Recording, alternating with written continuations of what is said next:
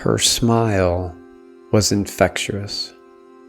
Her scream was heard from far away. Her passion for family was second to none, and her love for the cycling community was unmatched. Raquel, better known as Angel's mom, dedicated her life to Carlos, Alejandro, and Angel. Unfortunately, she lost the hard-fought battle to cancer way too young. The mountain bike community will always remember her for being the cheerleader to everyone. Raquel, may you rest in peace, no longer in pain, no longer suffering, and all the rainbows of the future remind us of your loving ways. We all know your smile and voice will radiate forever in our hearts.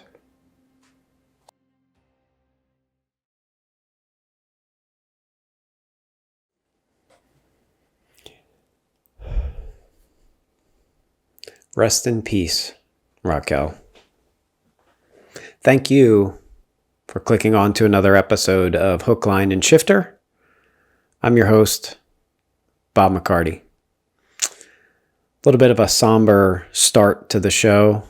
Unfortunately, our star of a kid mountain bike racer, Angel, lost his mother last week to a long, hard-fought battle with cancer. May she rest in peace.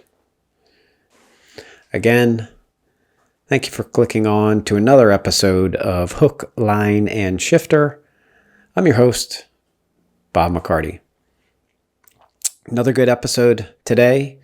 Again, I've said it before, not all of my usual segments have some great interviews with Kenan Harkin and Jacob Zimmerman. Really good interviews with the two of them. As always, I can't do any of this without my sponsors, Orcus Technologies, the leaders in telecommunication, ESI grips, said it before, no numb hands, killer colors, race chunky, extra chunky, colored end caps. Log on to the website, esigrips.com. Use that discount code HLS2025 to go ahead and get yourself 20% off site-wide. Cycling, YUUcycling.com. Again, they have a code HLS2025 to get 20% off site-wide. Incredible cycling clothing. Very, very comfortable. I can't say enough about it. I've tried on a lot of people's clothing, or I've used a lot of other ones. This stuff is pretty good. MASH Mobile Vet. Once again, mashmobilevet.com. Stressful taking your animals to the hospital. MASH Mobile Vet will bring the hospital to your front door. Check out their website, mashmobilevet.com. POC Helmets, POC.com. POC Helmets, what can I say? Quite the variety. Incredible helmets. Been on them forever. NV Wheels, ENVE.com. NV Wheels. Check out their M5 wheel. That's what I'm currently racing with. 24 spoke. Incredible activation. Killer carbon wheels. Pirelli Tires, Pirelli.com. Pirelli Tires. Pirelli has their new race compound. Amazing tire. Check out that new M line. The M line with the race compound, and they also have their XCRC. Currently, I'm running the Pirelli M race in the front, 2.4. Pirelli XCRC race compound in the rear, same thing, 2.4. I ask in the interviews tire pressure from people, and I'm currently running 15 in the front, right around 18 in the rear. And then, of course, coming on board last week with us is Absolute Black. Check out their chain rings, full line of chain rings, whether you like oval or not. Last episode, I talked a lot about oval chain rings, why I use them. But check them out. They've got a huge assortment of chain rings as well as additional product. AbsoluteBlack.com. As always, thank you so much for clicking on to Hook, Line, and Shifter. Today episode, I've got an interview with what I said in the other one about the some of the winners that I was going to have on the show. We've got Jacob Zimmerman, just won the Coconut Cup Series Round 1 in Dyer Park, West Palm Beach. And then I also have an interview with Kenan Harkin. Both really good interviews. Kenan's history is quite interesting, so I hope you enjoy both of those. Let's see what the two of them had to say. Enjoy the interviews with Jacob and Kenan. Okay, and as promised on Hook, Line, and Shifter, I told you I was going to have the winner from the Coconut Cup Series last weekend before I introduce who it actually is. More importantly, I have a 4-time national medalist, 2 of which are gold in the XCM in marathons, 2024 and 2025, 2 bronze medals in the Olympic, the shorter races, 2024, 2025. 2023 finished 7th in the marathon. We're going to get into that topic. Florida State Championship Series in 22, finished 3rd in XC2, 23, 7th in XC1, 24, 5th in XC1, definitely on a positive trend right there. The winner of the Coconut Cup Series last weekend for the XCO in West Palm Beach, his home course, is currently one of the top guys for Z-Boys Racing. But most of all, and I think this is a key thing right here, most of all is not one of the Zimmermans and is not Tim and Troy, related to Tim and Troy. So welcome to the show, Jacob Zimmerman. Awesome. Thanks so much for having me, and thanks for the intro, Bob. I appreciate it. You probably have the stats better than I do, honestly. I said I had this last week, or I've had this a few times on the show already, talking to everybody, and I think I'm more of the statistician of everything than everybody else is. And correct me if I'm wrong, but I'm pretty sure I'm correct in saying that you are not related to Tim and Troy, correct? I'm not. I'm actually, it's funny that I found my way into that group, but I'm not related to them. I still have random people that'll like show up on the road. Like a couple weeks back, someone's like, you were the one on the back of the, like, they're riding with their son and stuff. And just like, people are always asking if I'm related, but nope, yeah. And it's probably not a bad thing that if you were related to them, but I got to be the first one to say, man, when you first came on scene a few years ago, I thought the same thing. I'm like, who's this Zimmerman that I've never heard of before? Because they've been around for so long. But enough about them. Clearly, you are on the rise with this sport, being a national champion, a 2-time national champion. But relatively speaking, you're in my opinion, you're kind of new to the sport. Give us, before we get into all this racing stuff, give me a little bit about your background and how did you actually get involved in mountain biking? Yeah. So, it's funny. I grew up in Pennsylvania, but never got into mountain biking there. We had so many good trails there. I work in aerospace and I ended up taking a job down here, and I had moved down. And growing up, my friends were like serial hobbyists. So they played with all sorts of toys. I get down here, bring a bunch of stuff with me, start asking guys on the shop floor, hey, I brought this trail dirt bike down. Is there places to ride? They're like, well, if you like that, you should try mountain biking. Okay. So, picked up a hardtail on a whim and kind of just, it spiraled from there. Being new to the area, I just met so many people through bikes and where are you exactly out of? I am like Stewart area. So just north of West Palm. Okay. Yeah. And when you say you picked up this hardtail and got into it, what year are you referring to? I moved down here in 2021. So pretty recently. Wow. Yeah. So wow. I had just moved down at the start of 2021, started riding some local trails, Hal Patioki, started meeting people, got a little bit more into it, joined Strava, started playing the segment games. And I think the whole Zimmerman thing popping up on the leaderboard, people were like, it's like they started questioning like, is he related? Yada yada. And then I ended up like riding with a lot of the guys that the Z Boys now, um, which is kind of how I got pulled into the group. But yeah, really just kind of spiraled, got super into it, met so many really great people, and then kind of just on a whim jumped into FSC, Okay. and took the leap, did the whole XC2 series in 22, and Yep. kind of just been doing it from there on. So did you do when we refer to XC2, it's generally a sport category. You start in novice when you first start racing, then you go up to base, sport, and then expert. Uh, Jake's in cat. It's okay calling you Jake, correct? Yeah, yeah. Okay. Jake's in Cat 1 now, but he started his career in Cat 2. So you didn't XC2. You didn't go XC3 when you first started. You dove right into 2? Yeah, I didn't even know if I was going to do the whole series. My whole thought process was if I'm going to drive 5 hours up to Tallahassee, I'm going to go race 3 laps. So Yeah. I kind of You want just I was testing the water to see how it was going to be, and it worked out where I think I was placed accordingly fitness wise at the time. based on your gold medals, which you can see off there on the right side for you, and they both came for XCM, the marathon racing. Marathon racing, for those of you who don't know, is the longer side of racing for us. Generally, with marathon, it's long, but it's not as bad as you think. They hover right around 3.5 to maybe 4 hours for a fast guy like Jake. That's about what you would be looking at. Where a regular cross country race is somewhere around 90 to 100, maybe 110 minutes. In my opinion, you're clearly pretty good at this endurance racing or this marathon racing. I've had the privilege of getting beat by you last year at some of these marathon races. Thank you for that within Florida.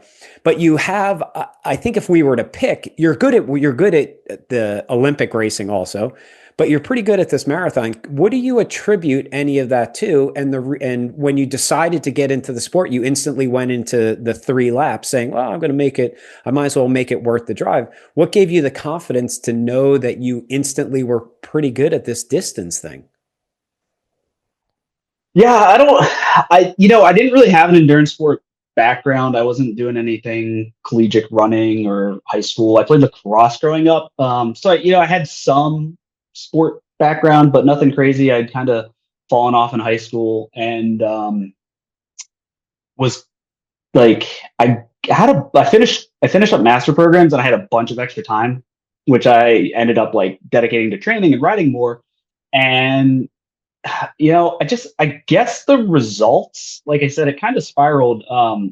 I was podium pretty regularly within sport, and I just was really enjoying kind of just the experience and growth and new, just everything was new, right? So like I was getting Mm-hmm. into bikes, I was picking up gravel bikes, I was trying to do different disciplines. I was new to an area, so I was exploring, and I just was really enjoying spending a lot of time on the bike. So I think that's all kind of like attributing to some of the success. It also kind of personality type. Um, really enjoy like the whole process of training and seeing the Okay. results and seeing the growth, as How well. did So I you think how those are, did you how did you first get involved with the Zimmermans? How did you yeah. wind up in that group? Because every time I hear of somebody new into that group, and I've known them for a long time, one, I look and I'm like, how the hell did you get in with them? And then the guys that stay in there, and you guys clearly are a tight group of athletes that train together. What made you get into the Zimmerman clan, the Z Boys Racing, and then stay there? And do you think that has anything to do with your success today? Oh, that the last bit, yeah, 100%. Those guys are the ones that we push each other and they keep me honest. They always they we hold each other accountable for sure. I kind of got into that group because I started out in sport. I was racing a number of the guys that were doing sport at the time, and I started becoming friends with them. Like all the mountain bikers are so close. I think we can all hang out after the race, Mm-hmm. banter, have a good time. But they're all local, so I started riding with them a little bit more. And in the true Z Boys fashion, they do their they go do their death marches, and that's kind of like the trial period. You get through a couple of the death marches, and you keep sticking around. They start to know who you are. Uh-huh. I think I finally kind of got in after San Falasco. I think had a decent result, and Troy was like, we got to get him in a jersey, and I think they had maybe one left in my size, and it kind of worked That's out from there. But I will attribute it. I think it's probably the last name. That's kind of like a little bit of a buy-in too. all right. I got you. I think they're an amazing bunch of guys, and from what I've heard about everything, it definitely is you guys definitely push each other to the next level. So congrats on becoming part of that team. Yeah. Definitely some great guys up there. How many how many hours? And let's go back again into the path that you got into the sport at 2021, and then to turn around and get your first gold medal in 20, when did I say it was 22? What's your first? Mm, 24. the To get yeah. your first XCM gold medal in 24, only 3 years after riding a mountain bike. That's pretty good. Tell me about that experience of your first gold medal. How did it feel? Was there stress or anxiety on the line? And how did the day? Tell me what you remember about that day, and then how you felt when you crossed the finish line, knowing that you just got yourself. You're the fastest guy in the country on that day. Yeah. So that one, honestly, I didn't know if I was a real contender in 24. It was Alabama, Where were obviously. we at? Where were We we at were in 20? that was Auburn. That was Alabama. So Okay, that was Auburn. the Okay, second year. It was at Auburn. So I had got gone it. the prior year. That was actually I had missed Bear Creek. I didn't, or yeah, I can't remember the timing. Bear Creek was in the summer, and I think that one was a little later. Yep. Either way, I had gone. I was 19 to 29 and 23. I had gone up to go experience it, see the course. That was like my true first national experience. Got Okay. beat up on by the kids, maybe like a seventh place finish there. Okay. Um, really strong group, but it was really fun. Really enjoyed the course. And kind of from there, that's like between that and doing some of the FLEs, I was like, I really enjoy like this long grind Okay. marathon type event. So I had really kind of targeted in 24. I wanted to do decent. I didn't know if I was truly a contender. I was aging up to Masters, the 30-34 group. Um, going in, there was a couple of names that I had recognized. It's obviously a national crowd, so it's drawn folks from California, every edge of the state, every edge of the U.S. I had done some gravel races earlier in the year with Gus. I think Gus and I are probably the biggest of the two rivals right now in that group. Unfortunately, he's Okay. aging up, so don't get to race with him next year. But Okay. we went in hard and going back and forth that whole race. Like we were together, and I wasn't sure how it was going to come out. We were both that first year. It was hot. It was Yep. really hot that year, and I remember coming around towards the back, like 3/4 of that trail, when you kind of come along the line of houses where it was like the sun blazing on you, and it was just Yep. like cooking you for that last bit of the lap. And we were both pretty cooked. We were just kind of trying to get to the end. We knew it was kind of going to come down to a sprint. We were probably 5 minutes out from the finish, and he had tucked a wheel, and I just kind of had to go from there Hmm. and held off a gap. And like it, that was probably the like that was such a crazy moment, just winning your first nationals. Like that's a moment that I'm always chasing, and I think that's a Yep. lot of the drive moving forward. Like that was so big for me. And I think on top of it, just like Florida in a whole that year did so well. So like to be part of the big group, the extended group, I think it was you and Amy and Matt and Yeah, Tim. I'll put up the picture later Yeah. of that, but yeah, that was Florida really represented that year. I had to redeem Yeah. myself since I crashed out the year. I had crashed out the year earlier. You're getting your first one. I think Seth got his Yeah. his That was also. Seth. Yeah, that was Seth and my first one. That was, yeah, that was So Oh man. it sounds like you really throughout the race you didn't necessarily have a chance to really process the, oh my God, I think I could win my first gold medal at a national event. It sounds like you really didn't even have a chance to process that because you were too busy racing against this guy until, like you said, 5 minutes to go, and you had to drop the hammer to cross Yeah. the finish line. But that was an amazing course, and congrats on that. And to come back Thank you. in 25 and follow it up again is amazing. Can we expect something like this from you in 26? I'm hoping. I mean, that's the goal. That's Okay. like that's the fun.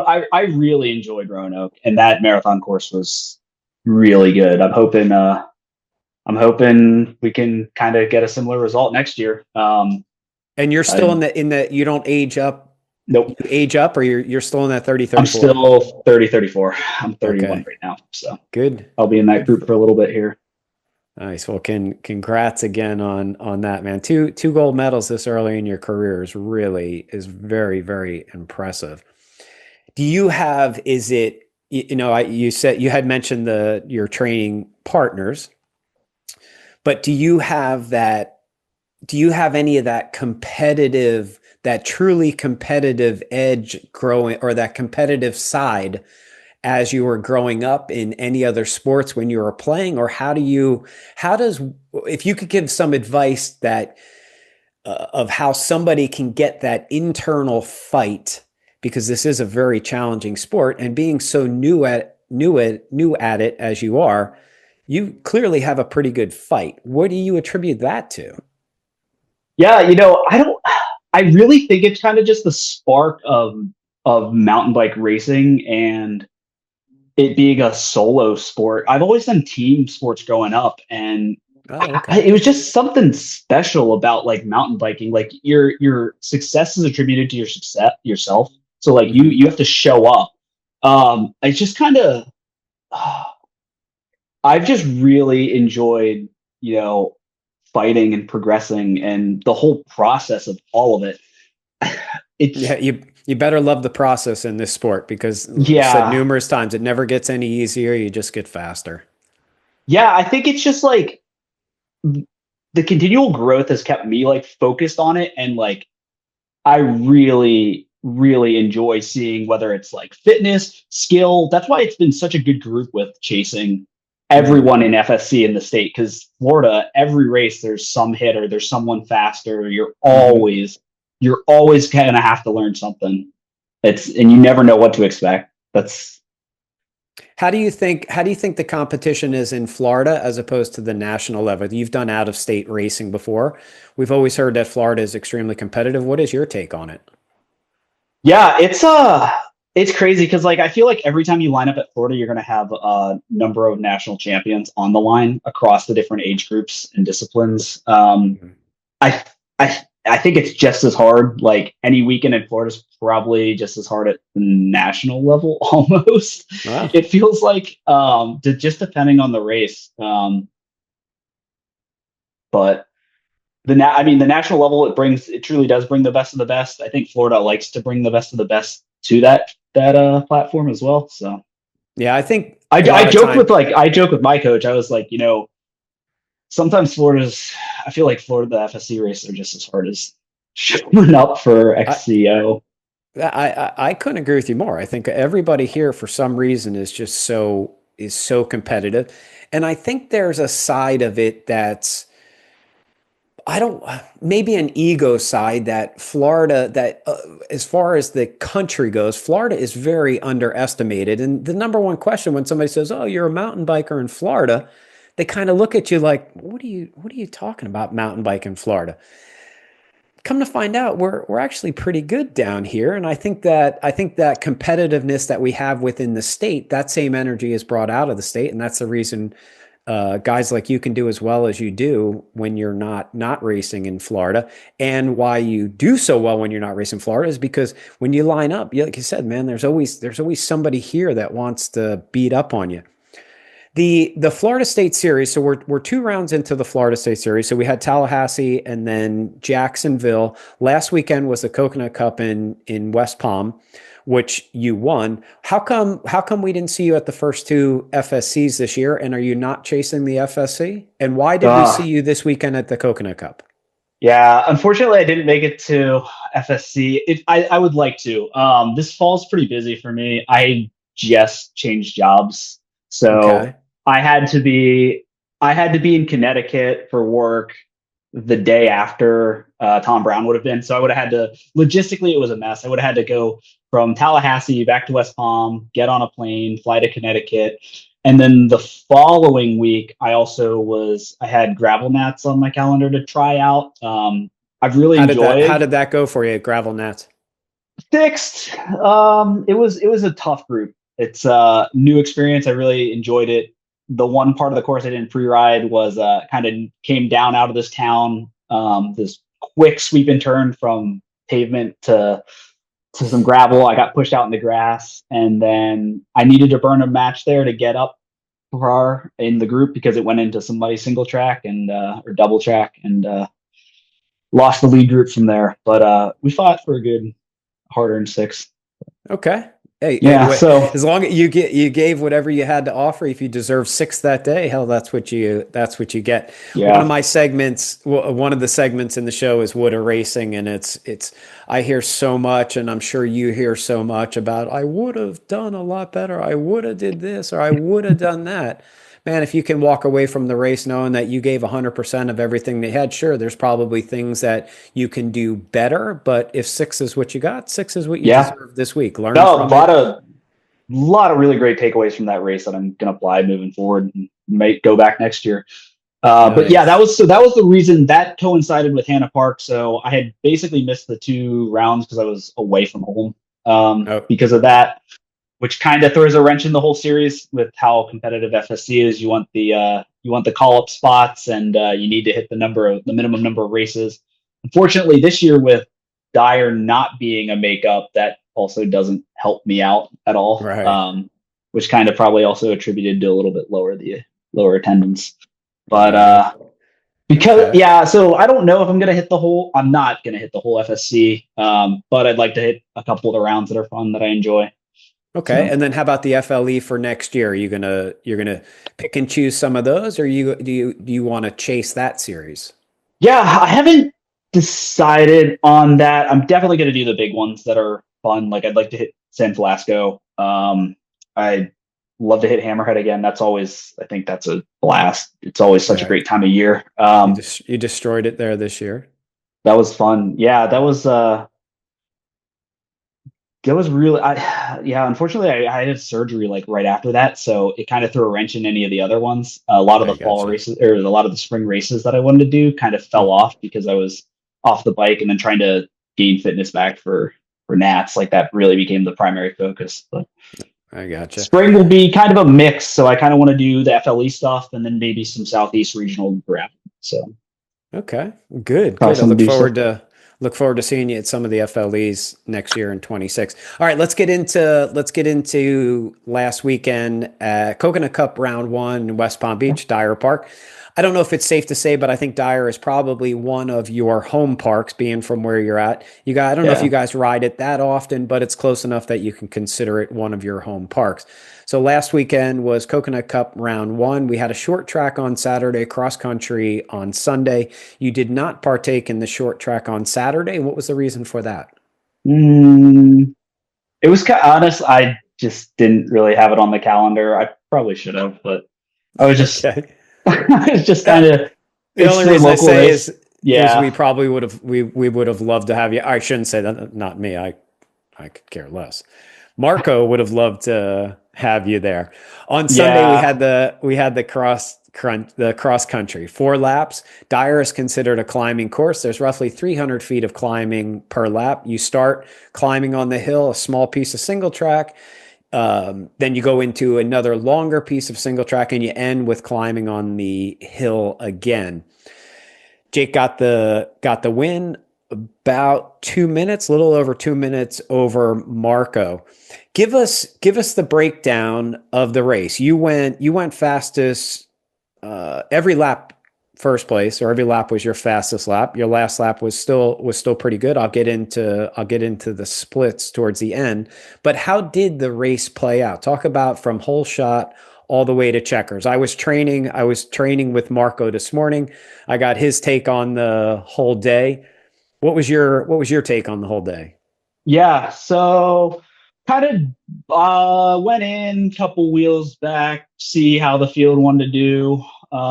Went kind of up and down the hill, hit the first little piece of single track off the hill, and then kind of coming out of that, went up around and kind of sat on the front. Just wanted to push the pace to see how we could separate the group, see who was going to stick on.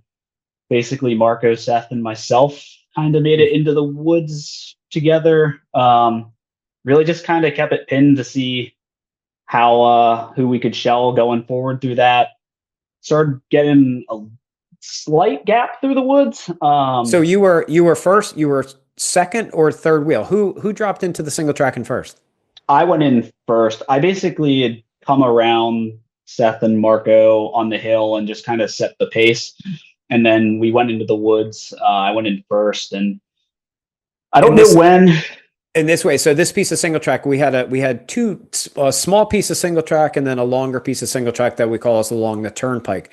The first piece of single track, you were in the lead or not? No, I wasn't. I was just kind of sitting a couple wheels.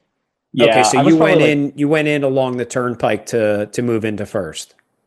No, so like we had come out of that. Sorry, so we had come out of that single track on the hill, and there's just that little bit of pavement that you kind of bomb the little gutter, and I had come around them then and jumped into first for the hill, could kind of set the pace the rest of the hill, and then came down, went into the true like turnpike single track, the perimeter in first, and then really just like you said, it's kind of a home trail for us. Over the past couple of years racing Dyers, learned it, really comfortable with it, know a lot of the lines, can really feel like I flow the woods well. Thankfully, Chase and Mackie and the rest of the Z boys are getting me a little faster. So it looks like Marco was able to stay with you on lap one based on the lap times, and it looks like you guys dropped Seth off of that. Yeah. At the end of one, you were together, and then at the end of two, you already started to set the gap on Marco. Where did that start to occur? Yeah, so honestly, I think that kind of happened because when we were in that perimeter on the very first lap, I had got a little bit of a gap. So I had come out to the fire road alone, kind of just locked it in like 400 watts and was just going to sit on the road and see. Marco had bridged up, so that was a big effort from him. He told me about that one. He told me how he had to pay for that one this morning. That was like an early match, and I knew that one was going to hurt. So kind of we were together coming through the chute. I knew he was putting in some effort there. And really from that point, it was just kind of like, let's just keep it kind of pinned and see what sort of gap we can form. Probably, I was going to say, I'm not sure exactly when that gap kind of started to grow. I think somewhat on the hill.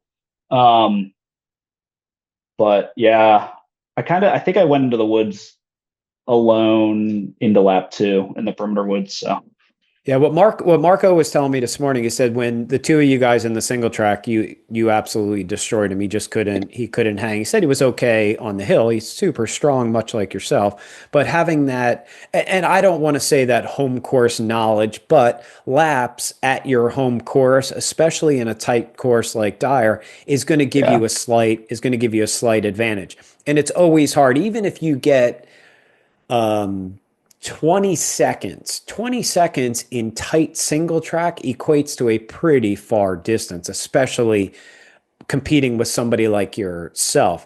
It looks like you started to get the gap on two, and then three kind of built on it also, and then four just held on to it. Your lap times extremely consistent, 26:37 for your first lap, and right 25:18 for lap one, really, really pushing really hot for that one. And then looks like you kind of settled in right around the 26. Still an amazing day out there. I've spoke before in this show about negative splitting or focusing in on lap times. I know with your guys, with Tim and Troy, that they're pretty passionate, as I am, about lap times. How do you pace yourself to have the ability to stay consistent? Because I do believe, as a coach, that's one of the number one things that I struggle with trying to address. And you being relatively new to the sport, why do we not see the 1 minute every single lap fade as the day goes on? What do you attribute that to? Yeah, I don't. That race probably wasn't my most consistent because we were just settling in and enjoying it. But really, that's the beauty of the mountain bike racing and the training and practicing and figuring out yourself and your limits and understanding kind of where you can settle in and flow and get the repeatability. Mm-hmm. I think like just this, like going out and racing is what really builds that. Like there's no replacement for that experience. Just the number of FSCs, whether it's like some mountain bike training laps. It's just like the repeatability. That's just out there, trial and error, honestly. Like you have to go blow yourself up sometimes and figure out, okay, what's the limit I can go in and Right. attack and kind of settle in at, or like what's too hard, what's not hard enough. The results are going to speak for that, and you'll kind of figure that out. That's my take on it. I agree with you. There's this term we used to use in motocross. It's called gate drops. There's nothing that replaces gate drops. If you want to learn how to race your mountain bike, I'm sorry to say, you got to go out and race your mountain bike, and you got to experience these things, understand what your body can do, understand what 4 laps on your body is going to do, what 3 laps on your body is going to do, what does a short track do, how, recovery, everything. You are not going to figure it out overnight. I'm very fortunate to have been in the sport for 30 plus years, and I still don't have it figured out. I'm pretty good at it, but there's still things that I learn every single weekend and try and grow. But one of the consistent things is that I do have quite a few gate drops, much like yourself. You want to race as much as you can so you can get better and better at it. Okay, this weekend, so last weekend was Coconut Cup round 1. This weekend is Coconut Cup round 2 combined with FSC round 3 at Markham Park in Sunrise.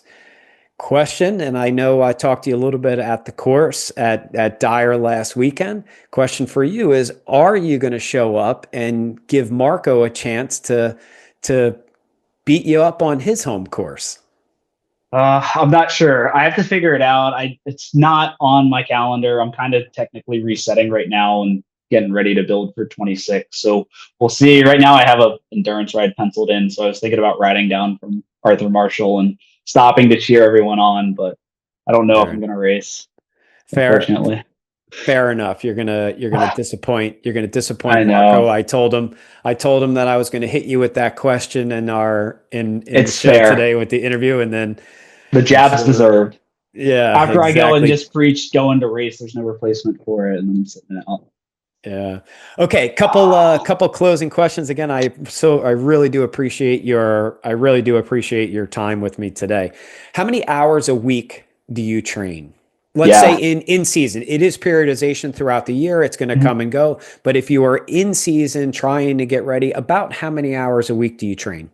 Yeah, so I'm like on the bike, I'm probably 12 to 15 right now, Okay. or through in the season. But then also like 2 gym sessions and then like a lot of active recovery as well. So Okay. to really, I think it's just as the stuff off the bike is just as important as on the bike in treating I the mind right and the body. I So agree with you. yeah. Um, what's an if you do monitor it or your coach monitors it and tells you about it, what's your TSS a week? What kind of numbers do you think you put out a week? How much, Mm, what's your stress?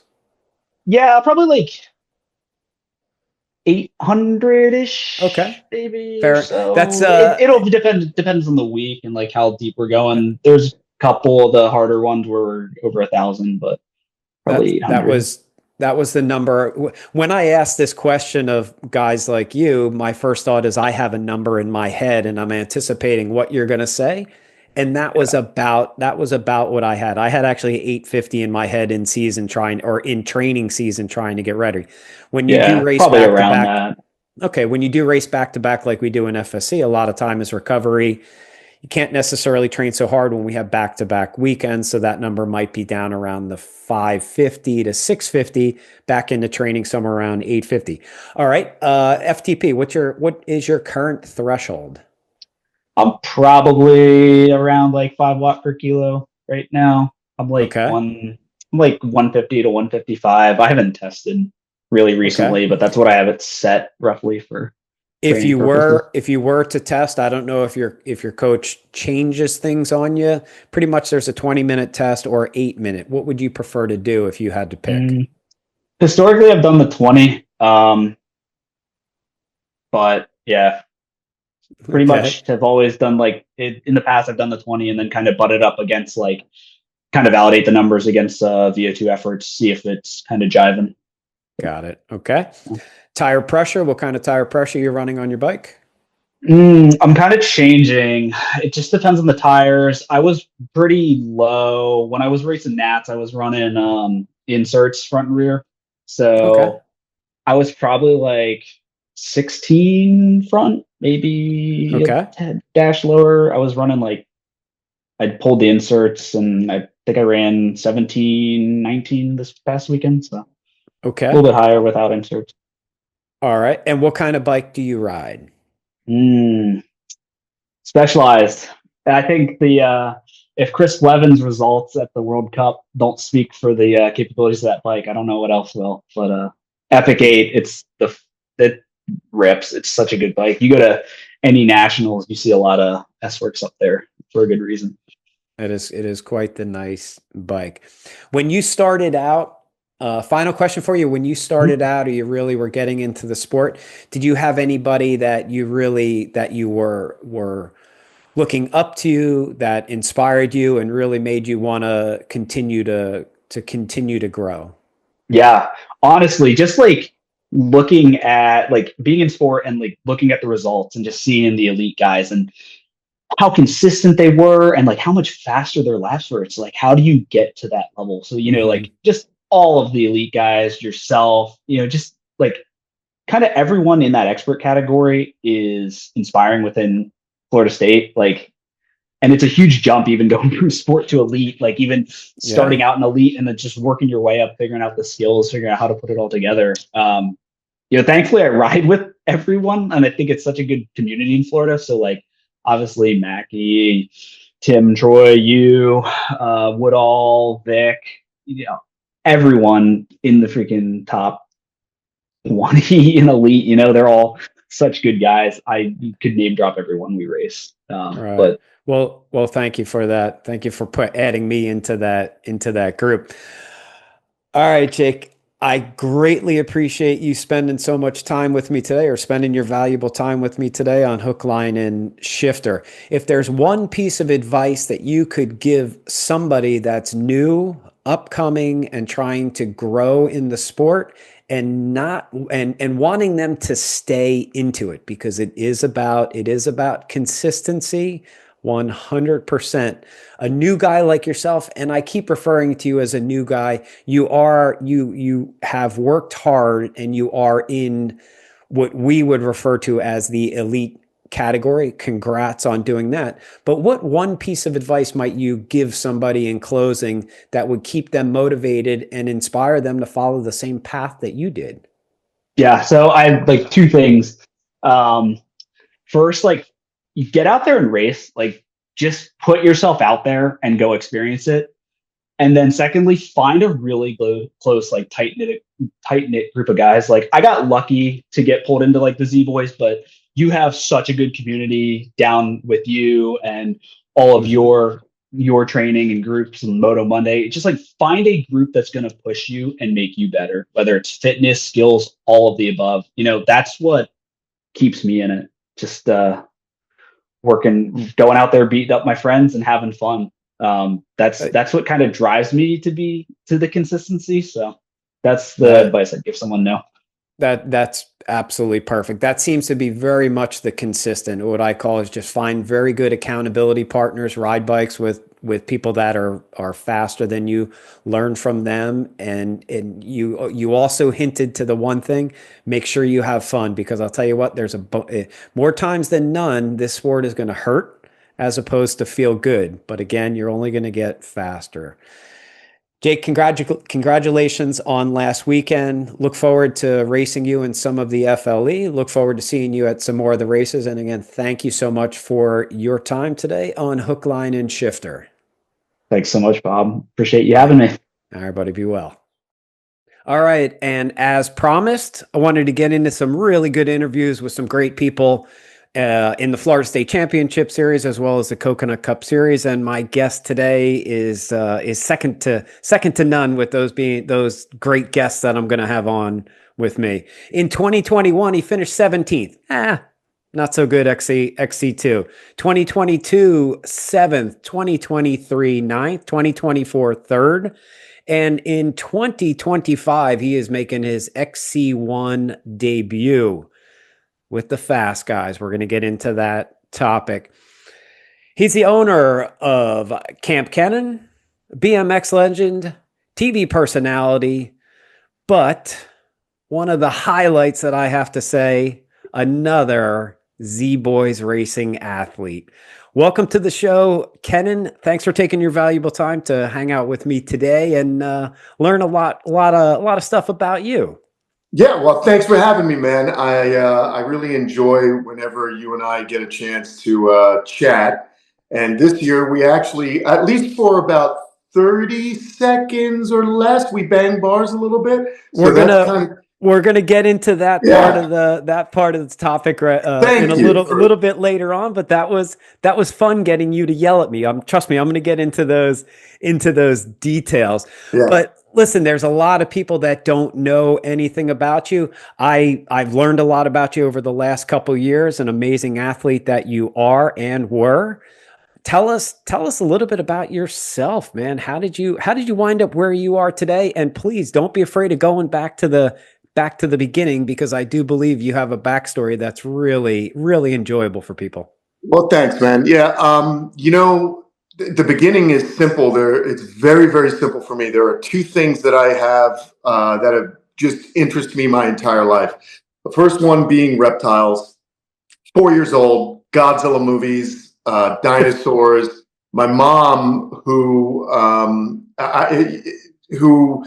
like many of us that have been fortunate enough to have good parents, good mothers, my mom fostered those interests, and she always took seriously things I got interested in.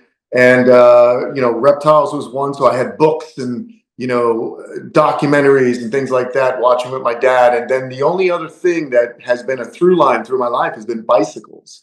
I got my first bike at 5 years old. It was a Huffy Pro Thunder BMX. Nice. Okay. And that was right around 1981. And I began.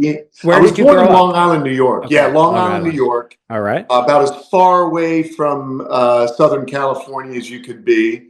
And I know you're a New Jersey guy, so I'm a Jersey guy. We have some of that in common. Not exactly the place you would think of to foster, like a BMX career. Mm-hmm. But in 1983, we had a local NBL, National Bicycle League, track in Shoreham. And I went there because I had seen a Schwinn Predator commercial on television. Okay. My mom got me the Schwinn Predator, and I raced it at 9 years old. And both my mother and I just fell in love with the community, the athleticism, the excitement of BMX racing.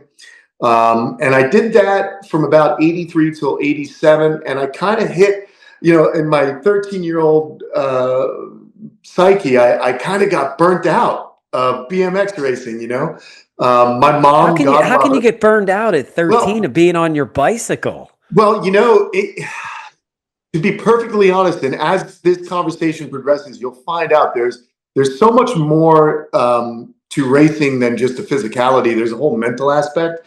And what happened also is I think the pressure of moving up to the expert class back then, not having the same success as quickly as I did when I was a novice rider, it kind of detuned me a little bit. So I never gave up bicycles, but I did switch. I started having more fun without the constraints of training and racing, and I started to have more fun dirt jumping and Okay. freestyle riding. It kind of pulled me away from what I considered a more disciplined, type of riding. But in an immature adolescent 13-year-old brain, that quickly changed also once I moved to pro in Okay. freestyle, because whenever you attain a certain level, you have to have an element of discipline. You have to have an element of, focus. So you can't escape it in life. But I did. I wound up doing BMX freestyle. And when I began BMX freestyle was like the last good year in the 80s. It Okay. had died. So it went underground. No one cared about it.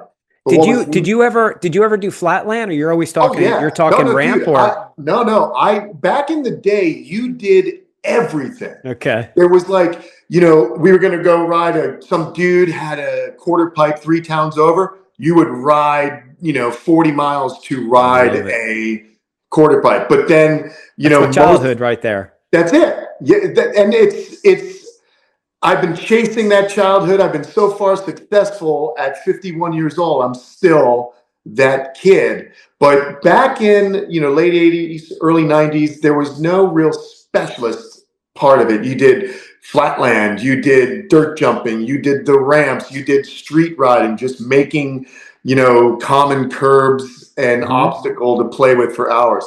So, I absolutely loved it. I met some great people, traveled the United States, and then I became known in the Northeast.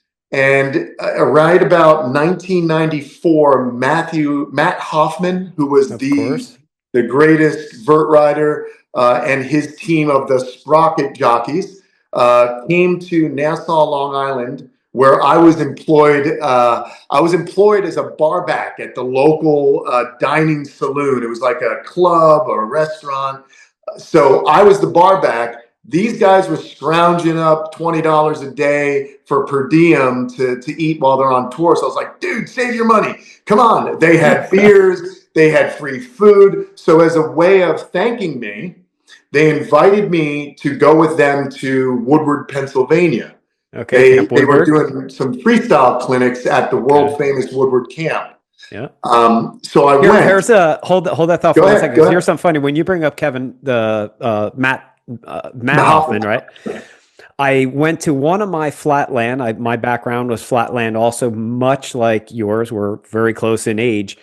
I went to an event, a flatland. It was flatland and vert in Madison Square Garden, and Yes, in 1986. it was before he was really who he was. And we're watching. I'm getting the chills thinking about this. We're watching this. We're watching this guy hit this quarter pipe because we didn't have half pipes. It generally was a quarter pipe with a kick turn ramp on the other side if you wanted to hit it.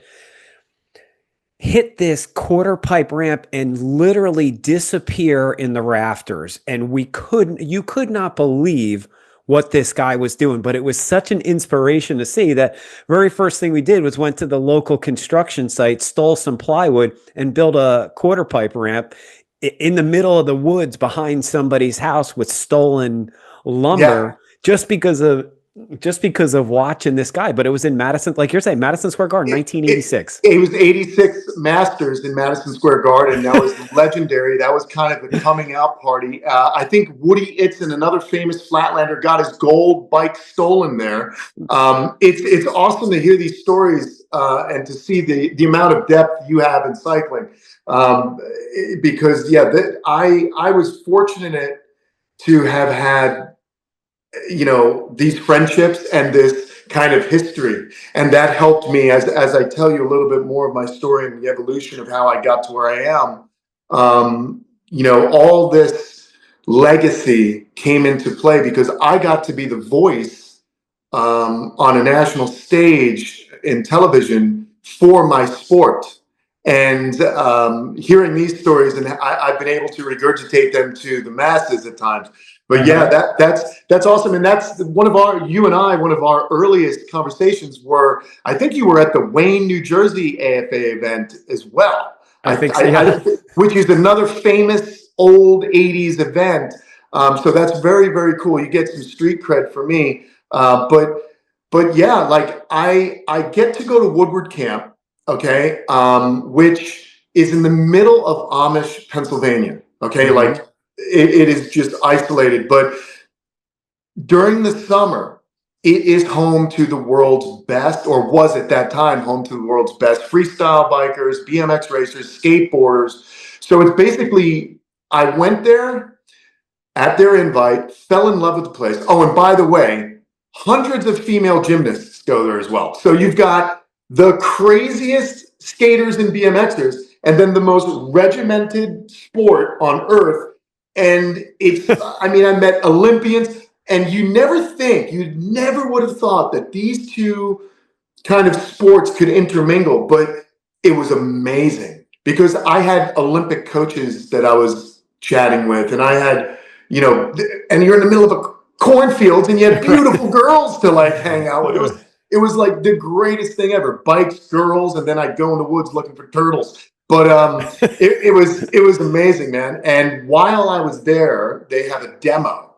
And I jumped on the microphone, and turned out that I was funny on the microphone. I kept the crowd engaged. The owner of the camp hired me on the spot, like said, "You're staying," because I had a good energy, because we're selling experiences for children.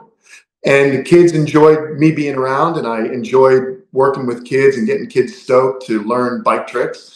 So I stayed at Woodward Camp from 1994 till 2002. Wow. So my professional career blossomed because I lived and trained with the world's best gymnasts and, bicycle riders and skaters. And that was my college, to be perfectly honest. I did 3 semesters of Turnpike Tech in Nassau.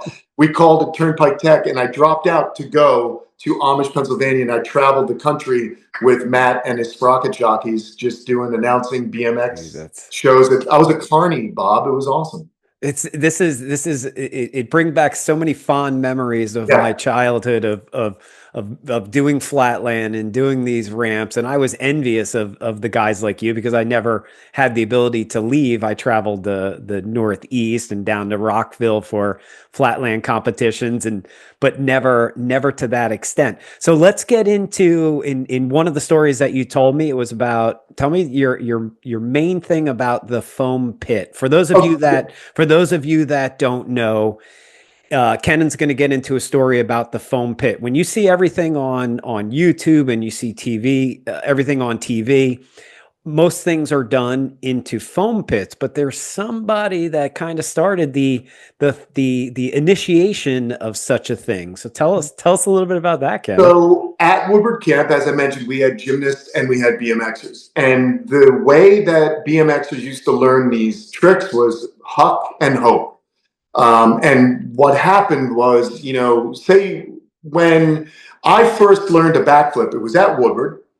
I had a gymnast, Dave Mira, Lucky Engelbert, my friend Nate Wessel, and 2 other guys holding a sleeping bag. And we had a gymnastics mat, like about a 6-inch mat on the top of the box jump. And, when you first do a backflip, the first 3 times, you don't do anything.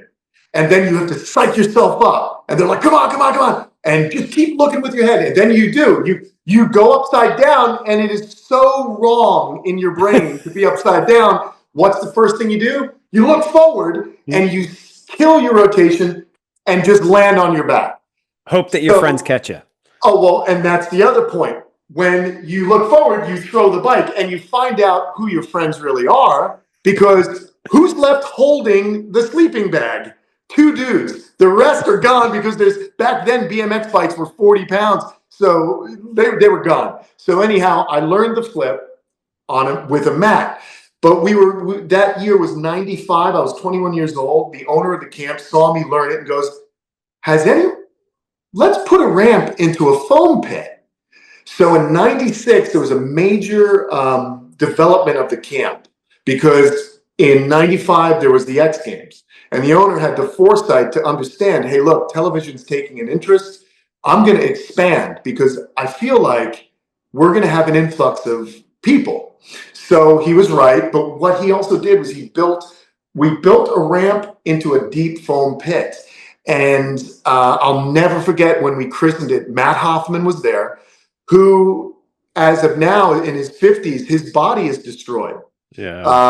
Rotator cuff. I mean, there's a litany. You can search it out if you have his pull in on that. What was it? It was the first motorcycle pull in on a quarter pipe.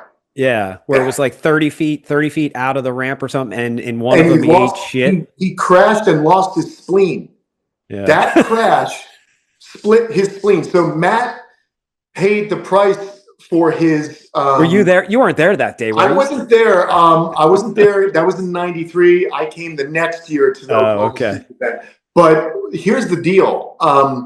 He paid a price for being the first. Right. And Matt was with us when we christened the foam pit. And I'll never forget, he jumped into it, and you hear from inside the foam, you hear, oh my God, he's like, this is cheating. This is cheating. So I had started, messing around in the foam pit. And I went from a decent rider, more known as an announcer. That's how I paid my way to the events. And I went in June at the beginning of camp, amateur, and by August I was in a professional. I was in an ESPN event on television, being highlighted for this very crazy move called the 360 backflip. So I wouldn't say I wasn't the first to do that trick. My friend Zach Shaw from England was, but he and I did it a bit differently. I was the first to do it consistently in competitions because I trained it as you would a aerial skier, or, I worked on the trampoline first with coaches, and then we took it over to trampoline bouncing with handlebars so I could learn how to spin without using your arms. And so, yeah, I took it from conception to competition, and I proved the owner Gary Reams thinking that these are sports that are becoming high level and we need to treat them as such. So again, it goes back to what I said earlier about discipline, which is something that I'm sure we'll talk a little bit more about when we get into XC. But I did that. Now, you would think I would be a hero. Okay, you would think that's the greatest thing in the world.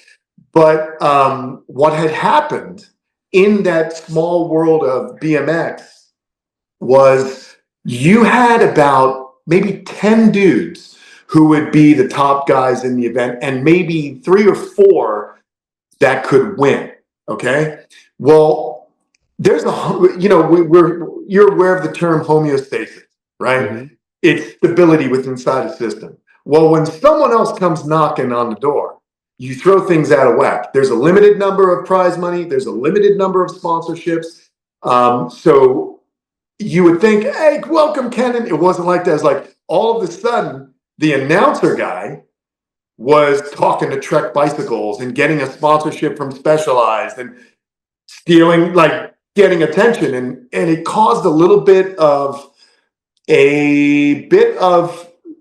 I for lack of a better word, I guess maybe jealousy. I don't know. I mean, competition for resources in the sport. And so there was a little bit of a backlash because people saw how fast we used that foam pit and got good. They were like, that's cheating. That's not the way, you shouldn't do that, And here's the sport that was anti-jock, right? I come to realize that they were jocks of a different sort. They were the hardcore dude. That's still like when you're saying, oh no, you got to just do it on the concrete. that's kind of like a machismo, man. Yeah, It's not, you know what I today's day and mean? age, I don't get the, well, you can either do it in a foam pit, learn how to do it, and then do it onto an air landing ramp, and then do Exactly. it onto the rubber ramp, and then you throw it into competition. There's an evolution to getting it right, not just, hey, attempt it, and if you snap your neck, oh, well, Right. sorry So about that. sorry. That's Yeah, not. Unfortunately, that was kind of our childhood, where we used to just exactly. instigate each other to do stupid shit, but without the safety harness of Yeah, everything. exactly. So that's interesting to me because, like I said, in this subculture that was, yeah, we're against, against mainstream. Well, they had their own mainstream, and so they didn't like this new element that was coming in because they felt it diminished what they did, and that's not the case. And I've often said this, and you, Timmy Z, some of the people that I hang with are arguably the best in the state and do well in national level, yourself included, obviously. And what I found in my life is that true champions welcome competition. True Hmm. champions are not afraid of competition. They want it so that they can progress themselves. You don't get good just doing the same thing over and over again. You need to be stimulated. You need to rock the homeostasis. You need to lose a little. And I Right. think that reignites a fire. So I went on, I had some success. Like I said, I was very fortunate that an X Games champion by the name of TJ Lavin, who is Hmm. still a dear friend of mine to this day, told the team manager at Specialized Bikes that you need to get Kenan on the team because not only is he a good rider, he's just a good guy to have on the team. And this is something that I think maybe some of your viewers should hear because so many times people think sponsorship means you're the best. You have to be the greatest racer in the world. You have to win, win, win. That is honestly just a part of the equation that needs to be met and understood. What a lot of guys couldn't figure out is you have to be a good ambassador. You have to be Hmm. someone that is going to kind of reach out to some of the other people that may not be as good, get them stoked on what you're doing, get them stoked on the equipment you're using, the people who are kind of helping you. And that was a lot of the reason why I got sponsored because I had the Woodward Camp thing. I had the ability to speak. I Hmm. had the talent as riding. And then later on, my trajectory brought me into broadcasting. I worked with ESPN for about a year, and then I went to NBC Sports. I did their gravity games. I did the Action Sports Tour.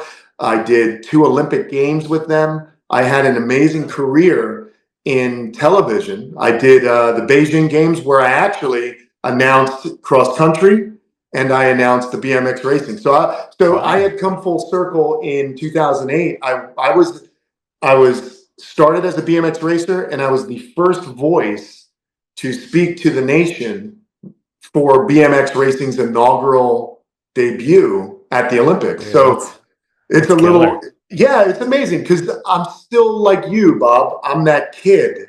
I'm still a Uh-huh. kid, man. It's a trip when I talk about this stuff. Like when Dave, I'll announce the banquets every year now. It's kind of becoming a thing for us at the FSC banquets for Gone Riding. I've done it 2 years in a row, and I'm going to be doing it again. But when you hear someone like yourself or Dave say, "Oh, he's done this," you think, "Man, I guess I've had a life. This is exciting."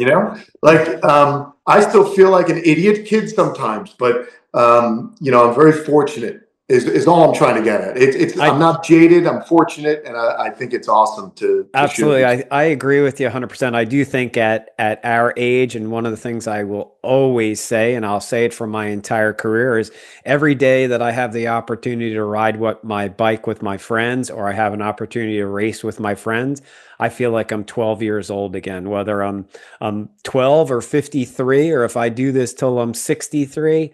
I Yeah. have that same sensation. I absolutely love it. One of the things that constantly comes up is in today's day and age about having all the technology that we have, the training, the tools that we have to train and get better, there's still one underlying theme that we really need to remember is when I'm on my bike, all I want to do is beat my friends. Whatever those numbers are, whatever goes along with it, that's just an adder. Ultimately, I just want to beat my friends like I did when I was 10, 11 and 12 years old. Having said all that, I think your childhood was probably the same as mine.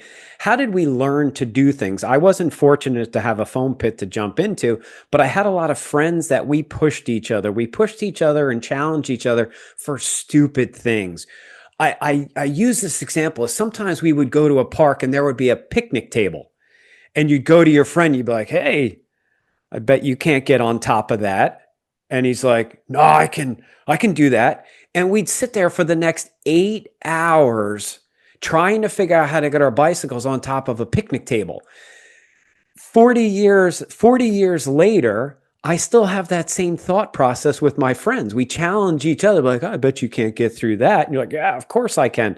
Unfortunately, the falling down at this age is a little bit more painful than when we were kids. But I do believe a lot of the successes for somebody like yourself definitely come back to being to messing around on our bikes as kids. And another thing that I always would like to interject and impress upon anyone watching this that might be obviously younger than us is the bicycle has been a vehicle for me in more than one way. It's not just it was not just somewhere to go from point A to point B, right? It's your first mode of transportation as a human being. It gives you freedom, but it also unlocked so much more for me personally because it led me. If it wasn't for a bicycle, I wouldn't be in this house. If it wasn't for a bicycle, I wouldn't have gotten onto television, learned how to become a broadcaster, learned also, when you're doing flatland, you're spending hours alone in a flat parking lot trying to figure out the balance point of a hang five or, like a elbow glide. You're like, ugh.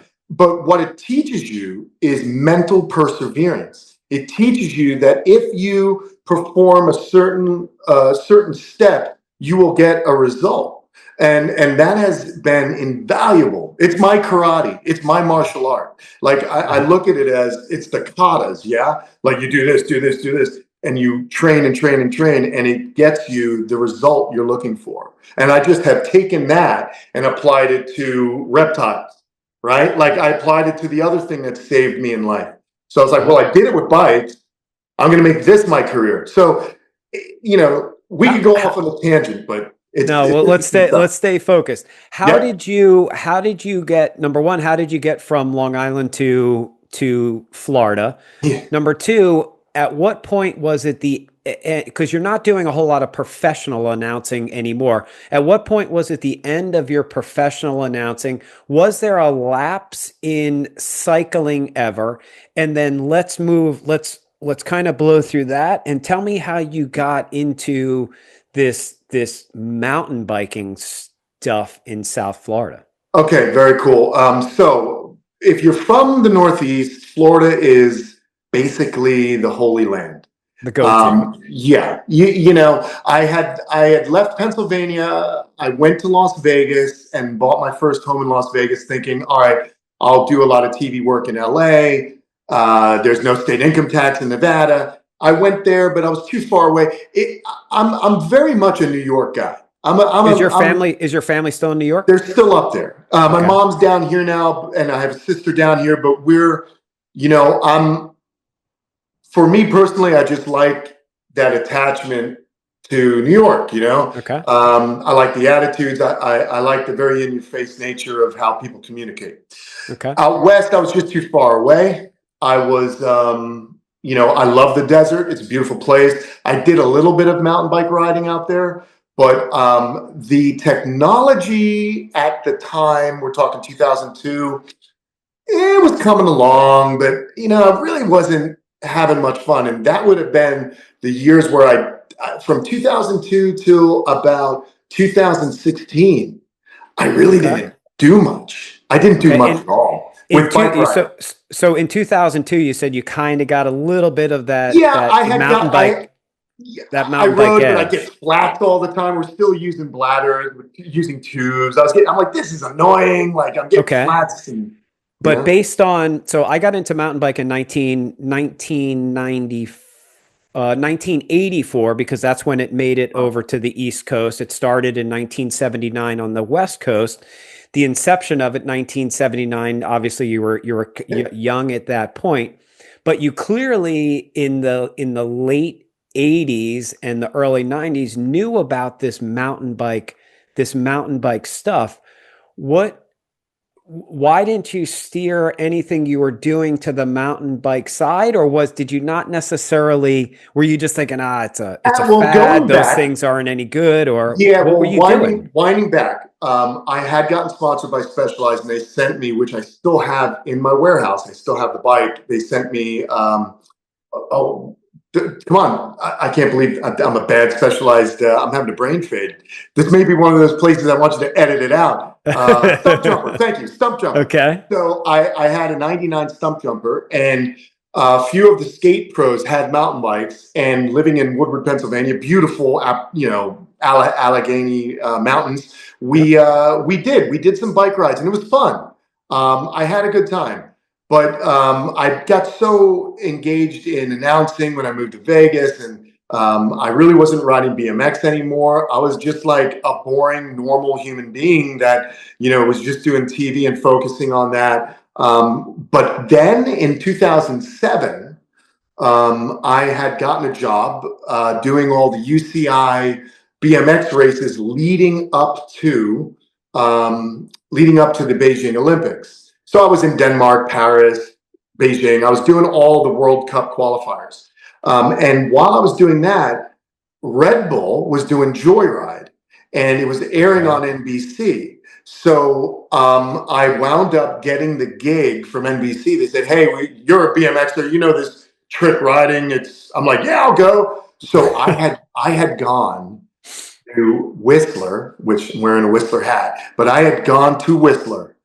And that's when I realized, whoa, things have changed with mountain bikes. Right around 2007, 2008. I've done Red Bull Rampage for a few years. I announced that. So I'm in like Virgin, Utah, riding the mesas. Like I rode the north rim of the Grand Canyon. Like I got to do some cool, epic bike rides.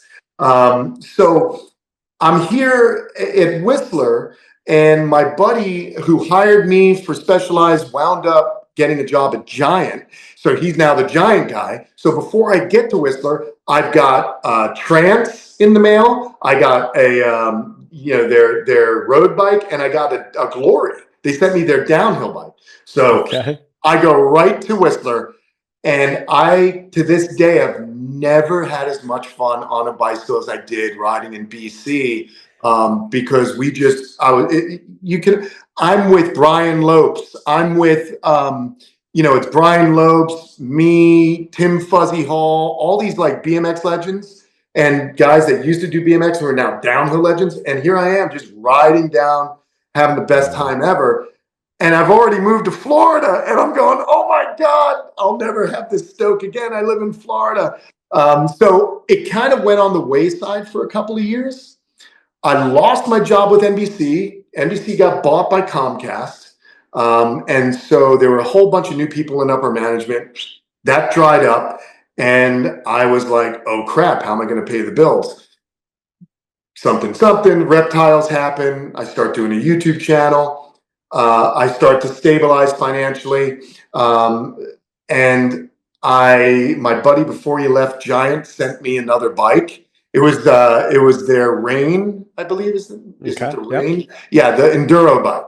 So here I am in South Florida with a beautiful enduro bike, and I'm riding up at JD. I was like, I bumped into Rudy Rubania, and he's like, oh, you should come on one of our Real Deal rides Friday night. So I show up. With the Rain, like 35-pound bike, 160 millimeters of travel, and it's like Seth Zalewski, it's probably Mackie at the time, just a bunch of Florida legends, and they start going, and I'm near vomiting the first like 2 minutes in. Like, that's what's amazing. I start getting into it again and start riding JD a lot. And I remember I couldn't make it through one lap Right. without stopping. Okay. So it's just incredible to see the progression. But yeah, So what year was this? This is 2018. 2018. And then I got a giant trance and started getting a bit better with that bike because it was lighter and better. And then I realized, I'm like, wait, I forgot I love bicycles. Like, this is what I do, you know? And around about that time, I was out with my wife eating at an establishment, and this bearded dude comes up to me. He's like, "Yo, Kenan, what's up, man? It's Nick." And it was Mackie, and I hadn't seen him for a long time. He used to be a BMX guy, knew me from the BMX days. And I remember I was like, "Oh, Nick, yeah, I see your name on all the KOMs around here, like on Strava." And he, I started to just kind of orbit those guys a little bit more, because one thing that I've had a knack for, Bob, is I find who the best people are, and I latch on. Your group that you're with is definitely some of the best. What was your first, and I have to ask, what was your first interaction with the actual Z Boys, Troy and Tim? Yeah. Troy and Tim. How did that happen? This is cool. I dearly love those guys. I think they like me because even though, I'm not hitting the podium a lot recently, they still invite me on the rides. But those guys, when I was looking on Strava, you'd see Zimmerman, you'd see Mackie, Zalewski. So they're legendary Florida guys, man, and they're known outside of Florida. Like, these guys hit every race. So when I first met him, and I think a lot of people will agree with me, when you first see Tim and Troy, it's like, they look like they don't want to be spoken to. They got the gruff face, like, "Oh, don't talk to me." But I don't know. I won the furry friend thing in my preschool, so I made a lot of friends. So the meaner you look, the more I want to talk to you. And I was just like, "Hey, what's up, man? Nice to meet you guys." And so what happened was, I knew Mackie and I knew Seth. In fact, real quick aside, I taught Seth backflips at Woodward Camp in 1999. And now he's helping me with cross country. So it's pretty cool. Yeah. But anyhow, there are these rides, the Z Boys rides. They're things of legend around these parts. And I got invited to do one. And I think the first real Z Boys ride I did was we leave Jupiter area, and we ride south through the Apoe, through Loxahatchee, out to Southern Boulevard, and we start getting into your neck of the wood on the Arthur Marshall levee. And once you get on that levee going south, that's the direction we usually go. We head south and we do the whole levee counterclockwise. I was dropped on my gravel bike within the first 5 minutes. I'm done. And I have this mentality, look, I planned on doing this ride, I'm going to finish it. So I did the ride. Their hour is done. I did 120 miles that day solo. Got lost, almost was in Belle Glade, rode all the way back. And literally that happened probably for a year, where I just get dropped. I would just get dropped a little bit further along. Do you understand? Like, it would take a little bit longer. Right. But I hung a little bit longer each time. Zimmerman, Troy, or Tim, they didn't really speak to me. I was just the dude that showed up and got dropped. But I kept showing up. Yet you continued to show up. That was it right there. Okay. I'm not the fast. It's like being sponsored. I'm not the fastest, but I'm damn determined, and I know I'll get faster, and you're not going to stop me.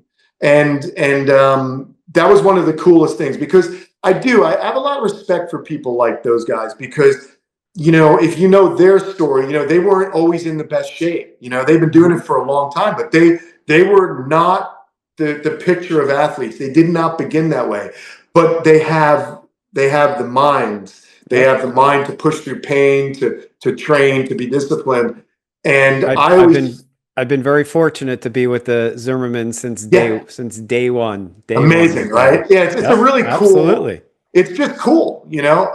And as a man now, because now I'm a man looking at, you know, it's funny. We talk like we're still kids, but you know, I'm like 45 at this point, maybe 46, and I'm just like, you know, coming home all dejected, you know, like to my wife, like, oh, I got dropped again. These Z boys dropped me, and one of the greatest moments, honest to God, of my cycling life was we're at Dyer one day, and Tim's like, yo, I got some new kits. Do you want a kit?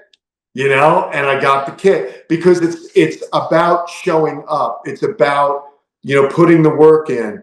And so that's kind of the genesis there. Like I literally was asked by Tim, would you like a kit? Had to pay for it, but I got one. They don't just give them to anyone. And then it's just evolved from there. I learn a lot from them. Okay. And you know, we do it all. We don't just ride mountain bikes. We ride gravel. We ride road. You know, we just love to ride and push ourselves. So Yeah. now I'm happy to say it's very rare I get dropped until the final sprint. So it's kind of cool Okay. to see that progression. You know. Exactly. It's an amazing evolution for you. All right. So in 2021, XC2 is a sport category. Yeah. We have base XC3, sport XC2, and then expert XC1. In 2021, you went into XC2. I don't know if I really had it, if I saw anything with actually racing XC3. Did you dive right into I never XC2? did. Yeah, Okay. and it's a funny story because there's this silly thing called hubris. You know, my ego. I was like, I'm not a beginner. I'm not. I know how to ride a bike. What a complete. Yeah.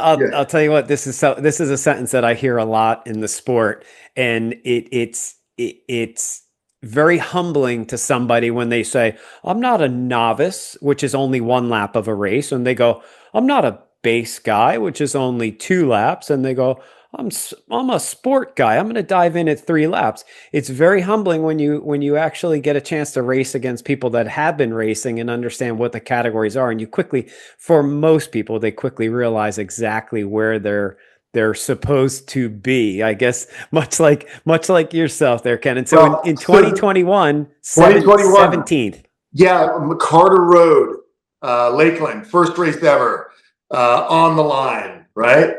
I'm like, all right, this feels familiar. This is just like BMX. Feels so familiar. Whistle goes, you know, within less than 20 minutes, I am dead. I mean, bombed. Don't know anything about fueling. Don't know anything. I'm just dead. But to my credit, because I'm thick, I talked to my wife. I'll never forget it. Coming around that first lap, I said, babe, I effed up. I effed up. And that was lap one. Lap two, I'm like on my bars, but I finished. And I'll never forget one of the volunteers towards the end of the lap was like, saw me and he's like, dude, you're almost there, man. You're almost there. And I finished it. But humbling, but you know, you learned, and I did. I progressively got a little bit better, and you know, but to be perfectly honest, you know, I am still trying to figure it out. I mean, Yep. 2021, it's 4 years. That's not a lot of time, is it? No, not at all. We'll get All right. into this also. So 2022 7th, 2023 ninth, 2024 third for the XC2 for the sport category. And then this year, I don't know if it was guilt-ridden from last year from your training partners or if you just constantly wanting to push yourself, but in 2025 you stepped up to the XC1 in the expert category. Unfortunately or fortunately, this is one of the questions that I had for you. There seems to be in the masters or whatever you want to call us, the older categories, there is a lot of hesitation to moving up. Yeah. You moved up to the XC1 and you're 51 years old, which means you race a 50 to 59-year-old category. And in our 50 to 59 category, the number of people that show up isn't all that much. And then this is where in some cases I think guys like Tim or guys like myself, you can either say we're good or bad for the sport. unfortunately, a lot of times I think we're not for the sport. I think we're good for the sport, but for racing. So if you look at a 50 to 59 sport category, and then you look at a 50 to 59 XC1 or expert category, there's a drastic difference between the two. And one of the differences, and that I hear it, and you can correct me if I'm wrong, I'm not going up there. I got to race with Tim, or I got to race with Bob. I'm not going. I, I'm flattered sometimes by that sentence, and other times I'm insulted by it, because you have to, put the work in, come up and race us. You're coming up to XC1, and sure, the first few, it's gonna be quite challenging. So 2 days ago we had Dyer Park, our Coconut Cup Series round one, and you lined up with me and Tim. Before that, you weren't in Jacksonville, but in Tallahassee, you had the opportunity to line up with me and Tim wasn't there. We're going to dive in a little bit into Tallahassee. We'll skip Jacksonville since you were at gravel, and then we'll go into the Coconut Cup.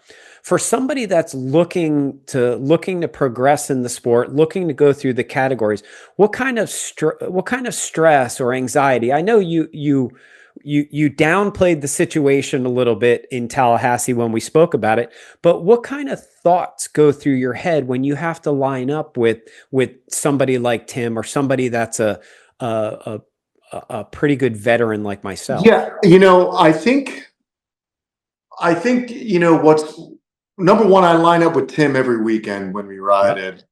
So I know Tim. He's my buddy. I think at this point, I don't have any delusions of grandeur. Like, I know that I'm going to have to pay my dues and get stronger. And I've been seeing that happening, and I felt, well, why not? Why wouldn't I? I'm here to be the best I can be. I've already, the top three guys in sport when I was racing the sport guys, Dan Sill, Mike Adam moved up. We were all close. Like, I won a couple races last year. Dan Sills won his, and Mike Adams. I kind of looked at it like, well, I don't really care about winning, a championship number one plate. I just want to keep progressing. I wanted to become elite in this because I've done that in the past with my BMX. So I don't necessarily. It's not that I'm afraid necessarily to go up against you, because in reality, I'm not racing you. You're however many years into this. I'm 4 years into this.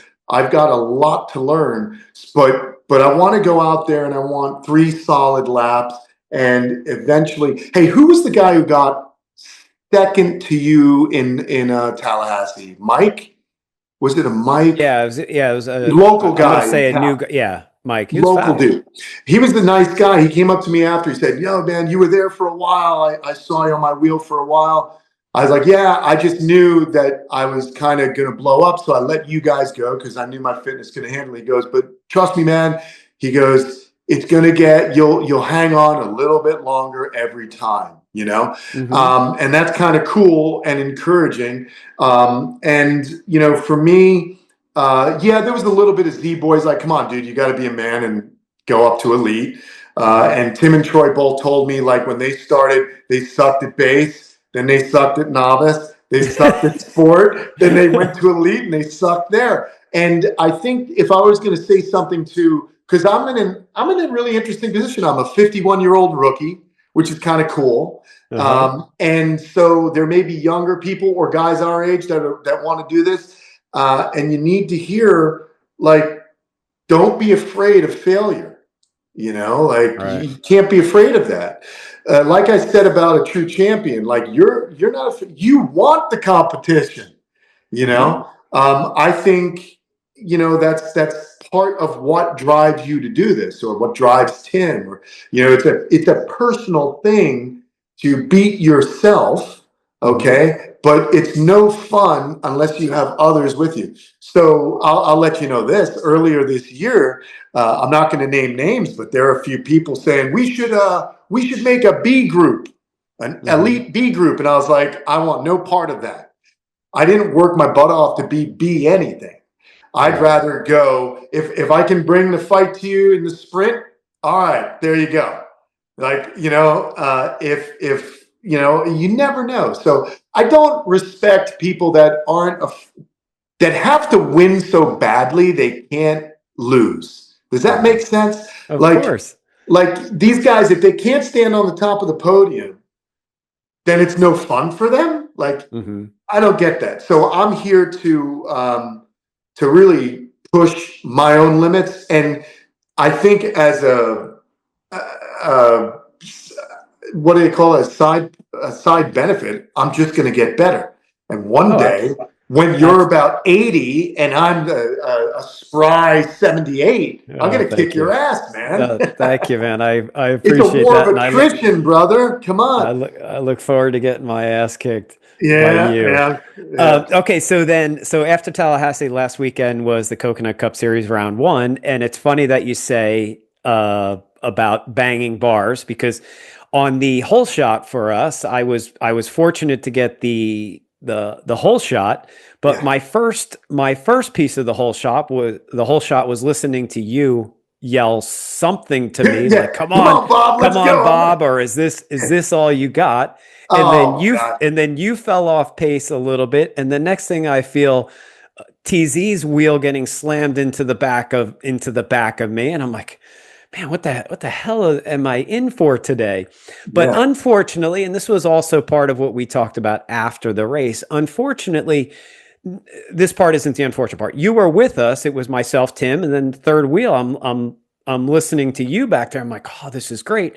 And then all of a sudden you were there, and then you weren't. Yeah. One of the reasons why I brought you on today is I wanted to learn a little bit about your history, but also let's talk about the reason why you were with us and then all of a sudden you weren't. What's going on with you, Ken? So a few years ago, I started to notice an interesting thing happening on my heart rate, where all of a sudden I was recording 200, like a blip at 206 beats per minute during like an effort. And I thought it was a glitch in the Garmin. So then ignore it. And then again, it would happen more frequently and then last longer. Then it got to the point where it's like I recorded fast forward, just know I've been dealing with that. And fast forward to I was in Alva last year. I actually won the race, but I spent 33 minutes of that race with a heart rate over 200 beats per minute. It got up to 219 beats. So went to a cardiologist last year. He sent me to an electrophysiologist for your heart. I had a cal scan done of my veins. They're clear. They said I had the veins of a 20-year-old. Went in for an ablation. When I was on the table in January, we found out I was on the table for an hour, operating table, woke up while they still had the catheter in my heart. And the doctor was saying, he's like, hey, I had your heart up to 220 beats per minute. He goes, there is nothing wrong with your heart. Your electrical nodes in your heart are firing normal. So I was dejected because I'm looking for why is this happening to me? What is going on? Because as you can imagine, if your heart, when it's hot, if your heart gets that high, if I can get it back down quickly, I can recover. But if it goes high, and you talk about Coconut Cup this Sunday, and it hasn't happened in a long time, but it went up to 227 and kind of hovered there for, I spent about a good 8 minutes with a heart rate over 200 beats per minute. And something happens. I lose power. I think psychologically, your heart's that high. You kind of like, well, do I want to keep pushing? Maybe I should just chill out. Anyway, long story short, early this year with the ablation, I'm dejected. I'm bummed out. I noticed though, I had taken a 2-week rest During the winter, I started riding again, started pushing hard again. And this would only happen, or would happen most frequently, on a mountain bike, not on my gravel or road rides, but on a mountain bike. But this winter, I was doing well. I won Hammerhead in my class. I did well in some of the later Coconut Cup races, and it wasn't happening. So I don't know. Then it started to creep back this summer, and then I took a neurotransmitter test. I had my, your serotonin, your adrenals, all these dopamine, things like that. And it turned out that my levels of serotonin and adrenaline were critically low. They were way lower than it should have been. And the provider who did the test for me said, "Hey, this is a classic result of overtraining. You're dumping a lot of adrenaline." And most people think you having little adrenaline would have an opposite effect, but it's paradoxical, because adrenaline is so powerful when you have a little bit of it. When you start to do an effort, what your body does is it likes to ramp up. It gently releases a little bit of it as needed. But in my situation, what's happening is I do an effort, my body thinks, "Oh, you're going to die. You need as much adrenaline as possible." So whatever it has, it releases. And that's what's causing these heart rate spikes. So I've been taking supplements and vitamins. And to be perfectly honest, I've been great for 2 months. Hard training, did gravel nationals, no heart rate spikes.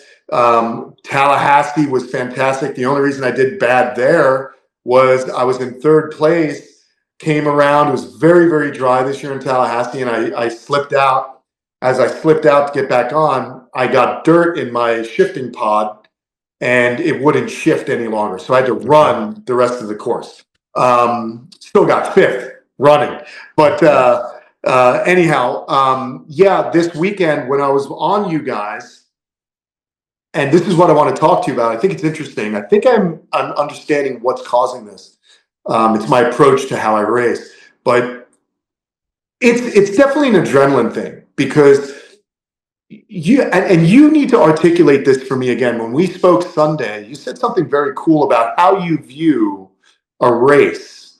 And if I'm understanding, if I can get you to remember what you said, you were saying something about you look towards, like, you're looking at the whole race. You're looking kind of, I feel like you said something like towards the end. Is that realistic? Like you're not looking moment to moment. Does that make sense? Yeah, correct. That was one of the things. Part of my racecraft is I think of the race as a whole. So an idea is, if we had I don't remember what our lap time was, 26, 27 minutes, somewhere around there. So we're going to be out there roughly an hour and a half. I'm thinking of the big picture of an hour and a half bicycle race. It's not one on the whole shot, and it's not necessarily preparing yourself to win on the sprint. It's putting the entire race together and focusing on how can you sustain a pretty level energy and level emotion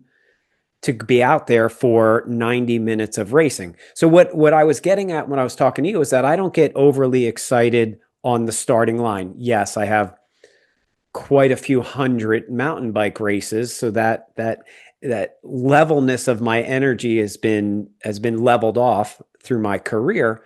But I don't, if somebody attacks me and gains 10 bike lengths, 20 bike lengths, I don't necessarily have to respond to it right then and there. I think of the bigger picture of at what point in the race is it? What is coming up? Is it a sustainable effort? Do they have to come back from it? And while I'm processing all of this, it isn't what it sounds like with you. It says, "Oh, somebody just attacked me and my heart rate's at 150 and boom, but I'm starting to think about it. It's 170 and let's go." If my heart rate's 150 and somebody attacks me, I'm going, "Oh, that was pretty good. That was impressive." But you're probably going to pay for that in about 45 seconds from now. So I don't really need to respond to this because it's gonna close. So I just think it's trying to stay a little bit more relaxed and thinking of the big picture. Where for you, new to the class, new to the XC1 class, if I guess the best way to try and put it, and I think you hinted to it a little bit earlier. If I'm gonna beat you on the starting line, when you're thinking about the race and you think about who you're lining up with, your emotion at that moment isn't going to give me the ability to not beat you. Right.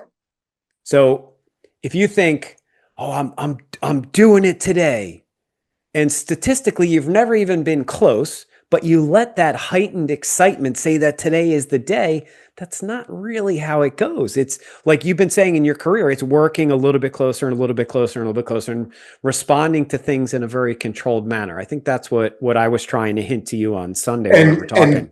that's what I wanted you to articulate, because what happens with me in the race is I'm racing moment to moment. Mhm. Every moment is the race. So I look at the start. Oh, I gotta get out there in a good position, right? So I stress myself. Oh, I really got to do it, and I'm dropping like 1,000 watts. Why?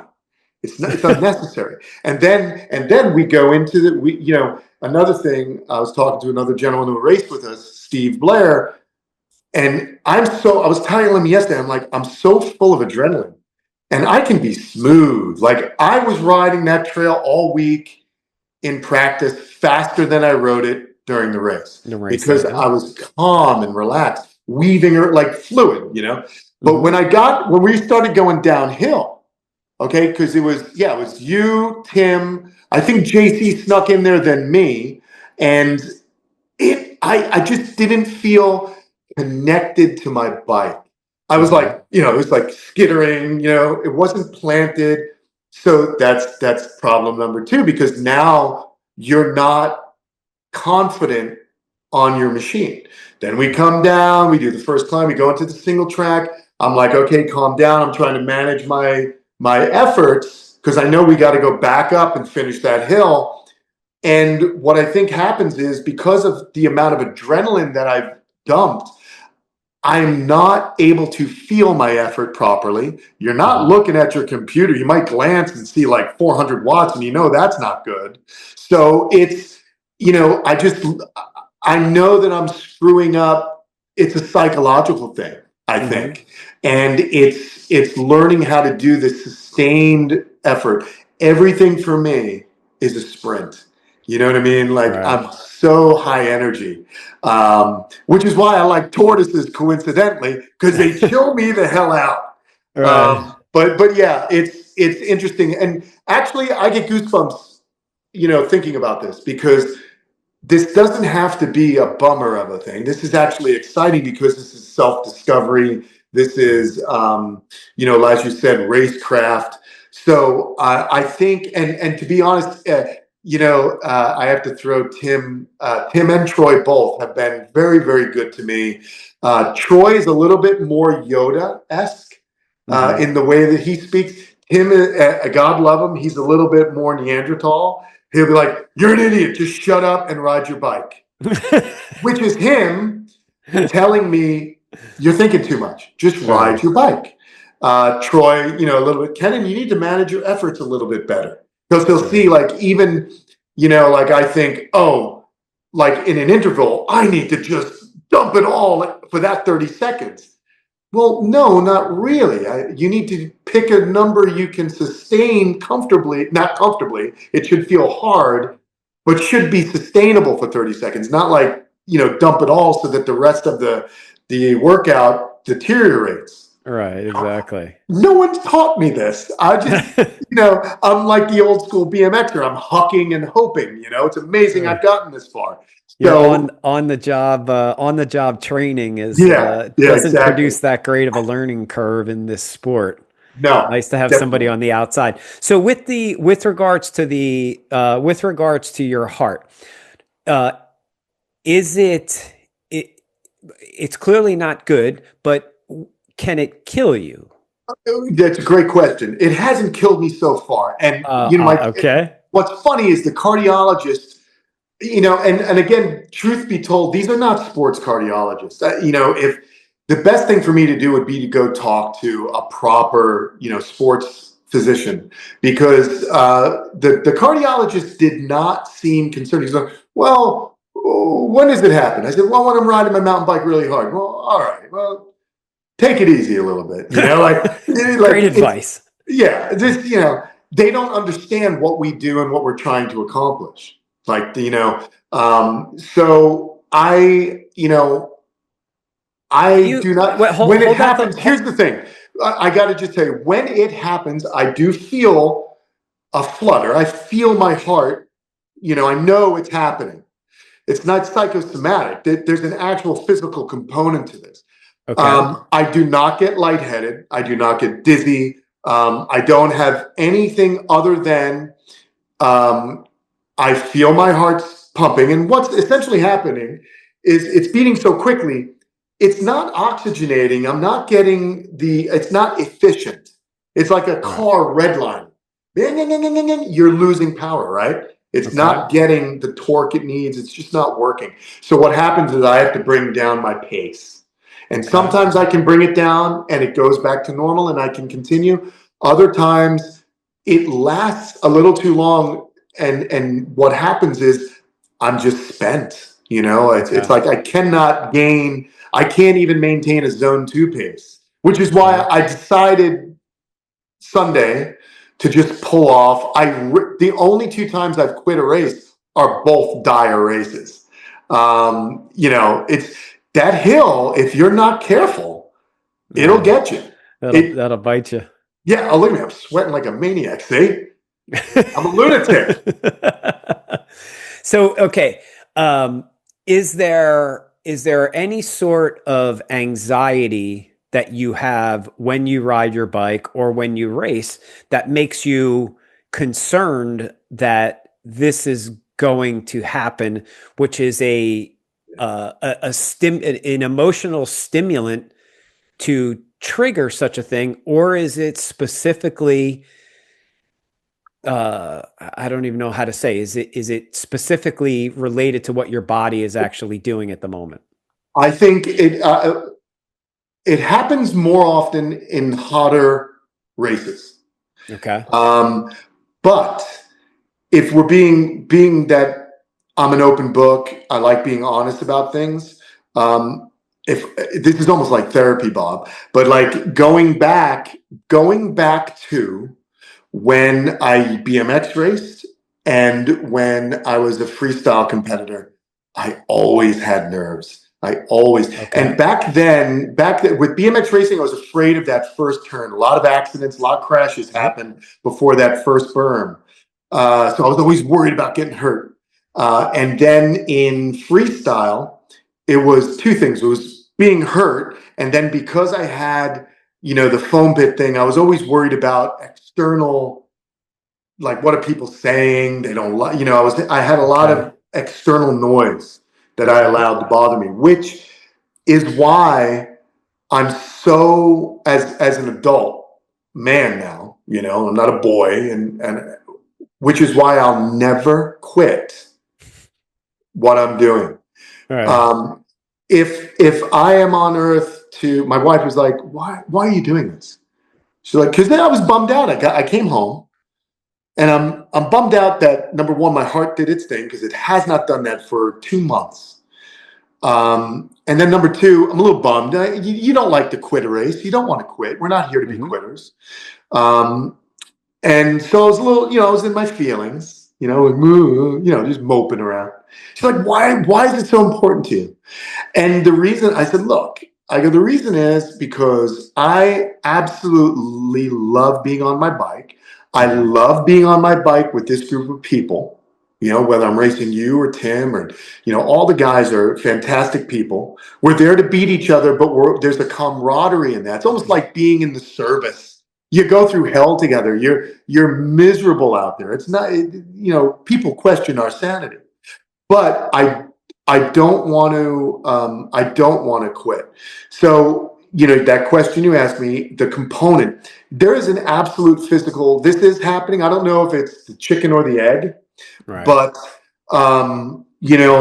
once it happens, it's always in your mind, you're like, oh crap, like, is it going to happen today? Is it going to ruin my race? I'm trying to race the FSC. I'd like to get a podium at the end of the year. I'd like to finish in third or second. I don't think that's out of the realm of possibility if I'm consistent. So it's just, it's a tricky thing for me right now. But, I'm also hopeful and excited because I know there's nothing wrong with my heart. And that's the good news, is there's nothing wrong with my heart. It's something, the brain chemical, it's whatever I'm thinking. As you know, being a high level athlete, the mind is the most powerful tool that we have to success. And it's definitely something that, if all I get out of my cross country riding is I learn how to control this, then I've won. There you go. This has been something in my life that I need to work on. I need to work on being a little bit more calm. I need to work on patience and you want to be the Zen bike rider. Yeah. You want to react when you have to, not just because, Right. and what you said was great, and I'm sorry if I'm talking too much on your podcast here, but I did speak with Steve Blair because he and I ride together, and we beat each other regularly. I'll beat him, he'll beat me. We're very close in skill and in power and in ability. And he said, Kenan, man, he goes, look, I knew I was racing you. He said, Bob and Tim were gone. I'm not racing them because I can't stay with them for the whole race. He goes, but he's like, I'm racing you. And I was racing JC. And so I just got comfortable behind you and figured, I got to watch what Kenan does because I've beaten him before and he's beaten me. So, and I asked him, I said, when does the anxiety go away for you at the race? He goes, I'm not really anxious during the race. He goes, case in point, really cool moment in the race. That one hidden tree on the way back. Yeah. So I knew it was right hander to the elbow. Yeah, exactly. I knew it was there. At that point in the race, on the first lap, who's behind me? JC's behind me. And then Steve's behind JC.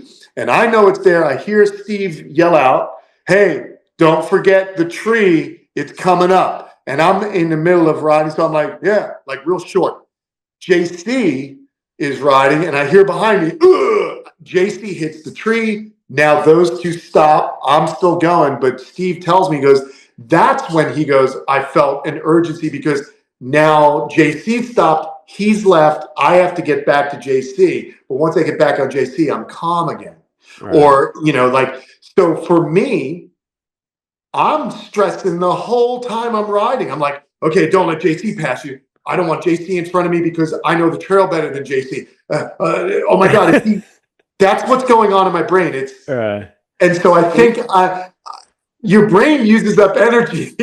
So. Yeah, we gotta get that brain to calm down. Hey, I wish I wish you guys are talking about, hey, careful for that tree.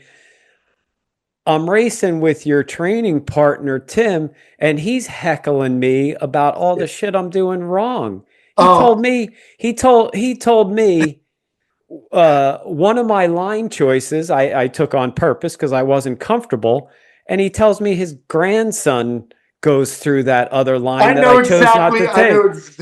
And it won't translate. Yeah. It won't translate out. But I'm in the middle of racing this guy, and he's telling me that his grandson chooses that line. It's kind of fun at our level, the banter that goes on.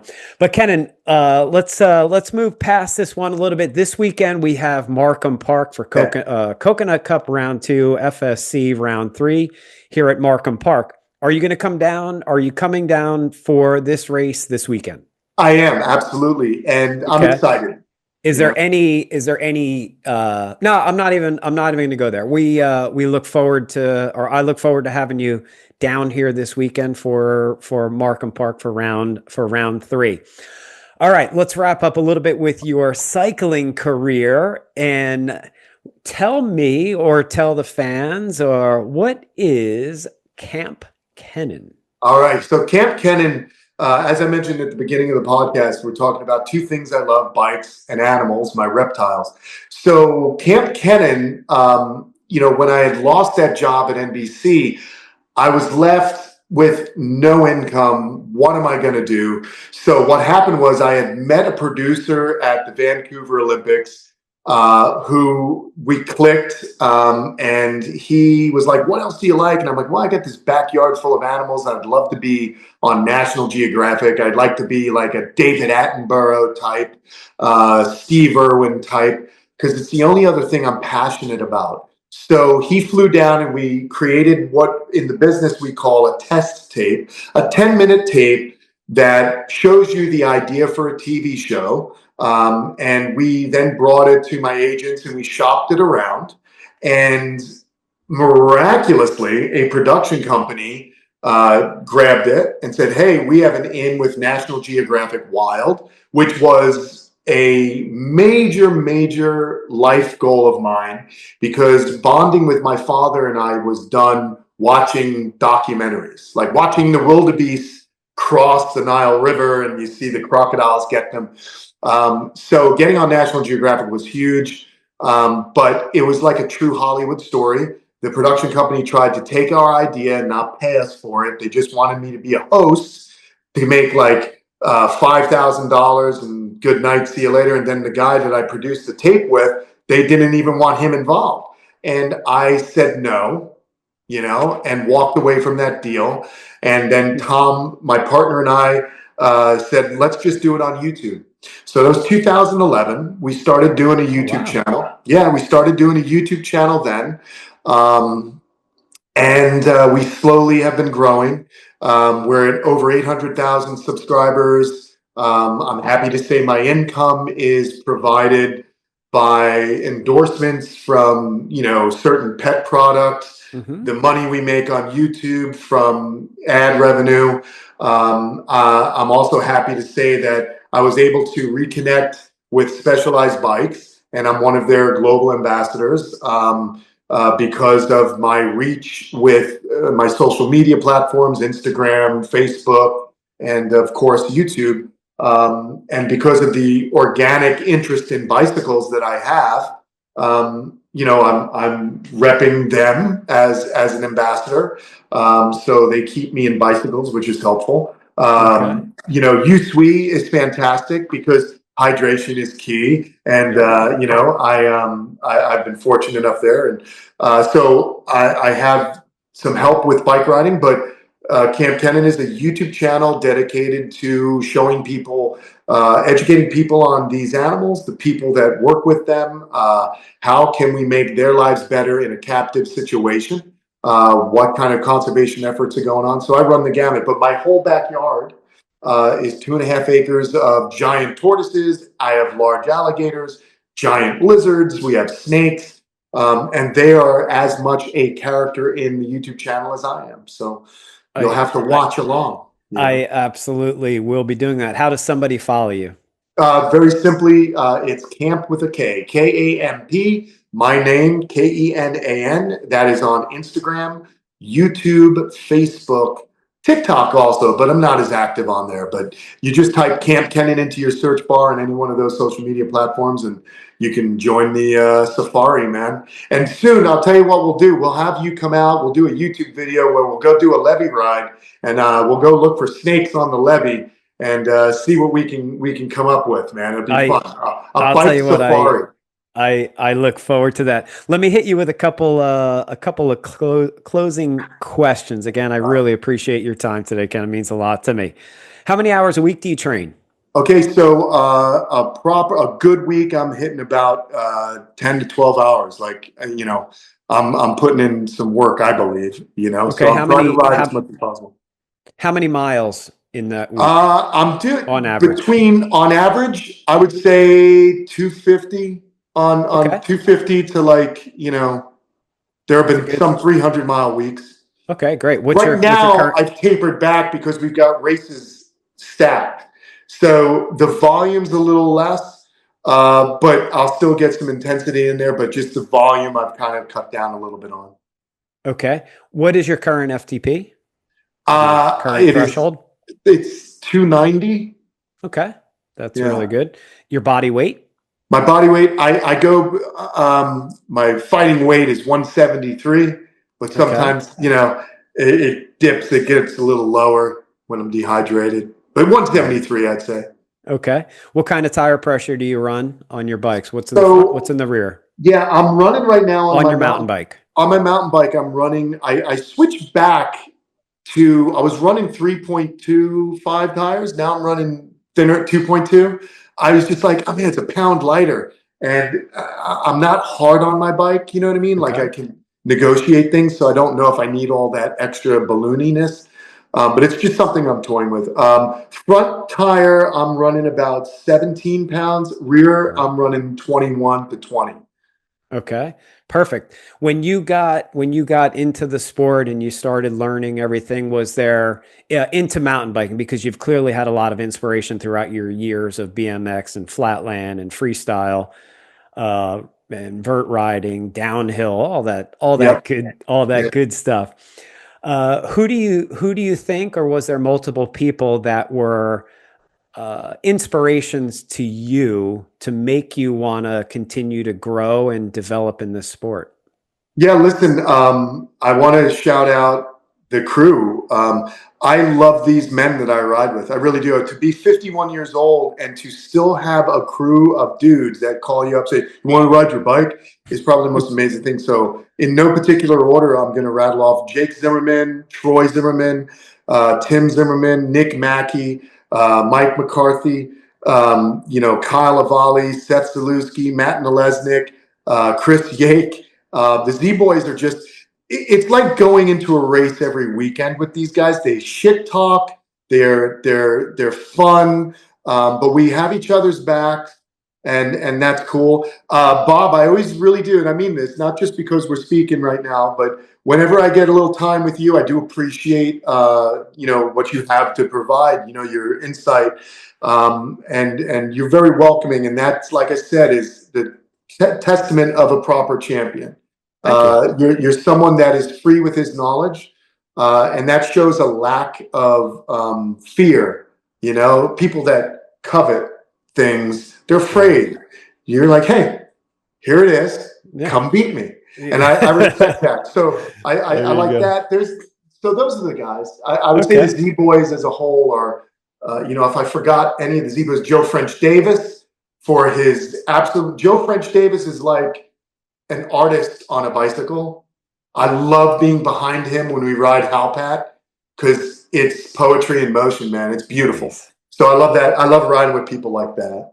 Your crew that you guys have up there is absolutely amazing. Kenan, I greatly appreciate you taking your valuable time to hang out with me today. I love learning all these things Thanks, about Bob. your past. I love the connection, that Northeast connection Definitely. to what we both did together as kids. Your career went a lot further than mine in that avenue of it. I look forward to racing you more, banging bars with you again and again. If there's any one piece of advice that you might want to pass on to somebody that is a little bit older, that's looking to get into the sport, what piece of advice might you give somebody to keep them motivated and want to live that healthy lifestyle via mountain biking? Yeah, don't. The best thing I would say is don't eat the whole pie at once. I think just take a nibble That's a good one. and every week take a little bit of a bigger bite, because I think what happens is we get so gung ho into something. And I've learned it with cross country. You talk about mountain biking, that's different. Cross country racing and cross country mountain biking is such a different animal that you can burn yourself out very quickly if you don't understand this is not going to happen fast. That's the one thing I can say that Troy and Tim have told me, like, dude, we've been doing this for 20 years. You know, how many years for racing? Yep. I got a long way to go. Enjoy it. Enjoy the process.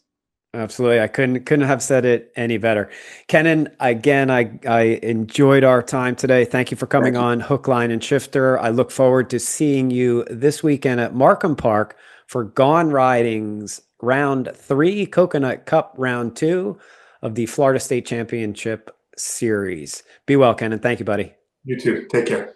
Pretty cool interviews with the two of them. Jacob had very new to the sport. Kenan very new to the sport. Jacob coming from a rookie to 2 national titles, 2 bronze medals is really, really amazing. Kenan's discipline and wanting to be successful and get to the next level in the sport, very, very impressive too, as well as his background. His background's very similar to mine, growing up in the Northeast and being into BMX, ramps, and flatland. So I hope you really enjoyed both of those. Once again, all my fine sponsors to help me do this channel on a regular basis means a lot to me. Orchist Technologies, ESI Grips, U-Cycling, MASH Mobile Vet, POC Helmets, Pirelli Tires, Absolute Black. Thank you. Thank you so much for supporting. This weekend, we've got Markham Coconut Cup Round 2, Florida State Series Round 3 in Sunrise. I'll put up a video about the entire race course and then do a breakdown of it and have the next week have the winners for that. Once again, thank you for subscribing. If you like the channel, please click the like, share, and subscribe. Once again, our hearts and prayers are going out to Raquel, Carlos, Angel, and Alejandro. So sorry for your loss. The cycling community loves you all. Thank you for watching Hook, Line, and Shifter. I was your host, Bob McCarty. Have a great training week.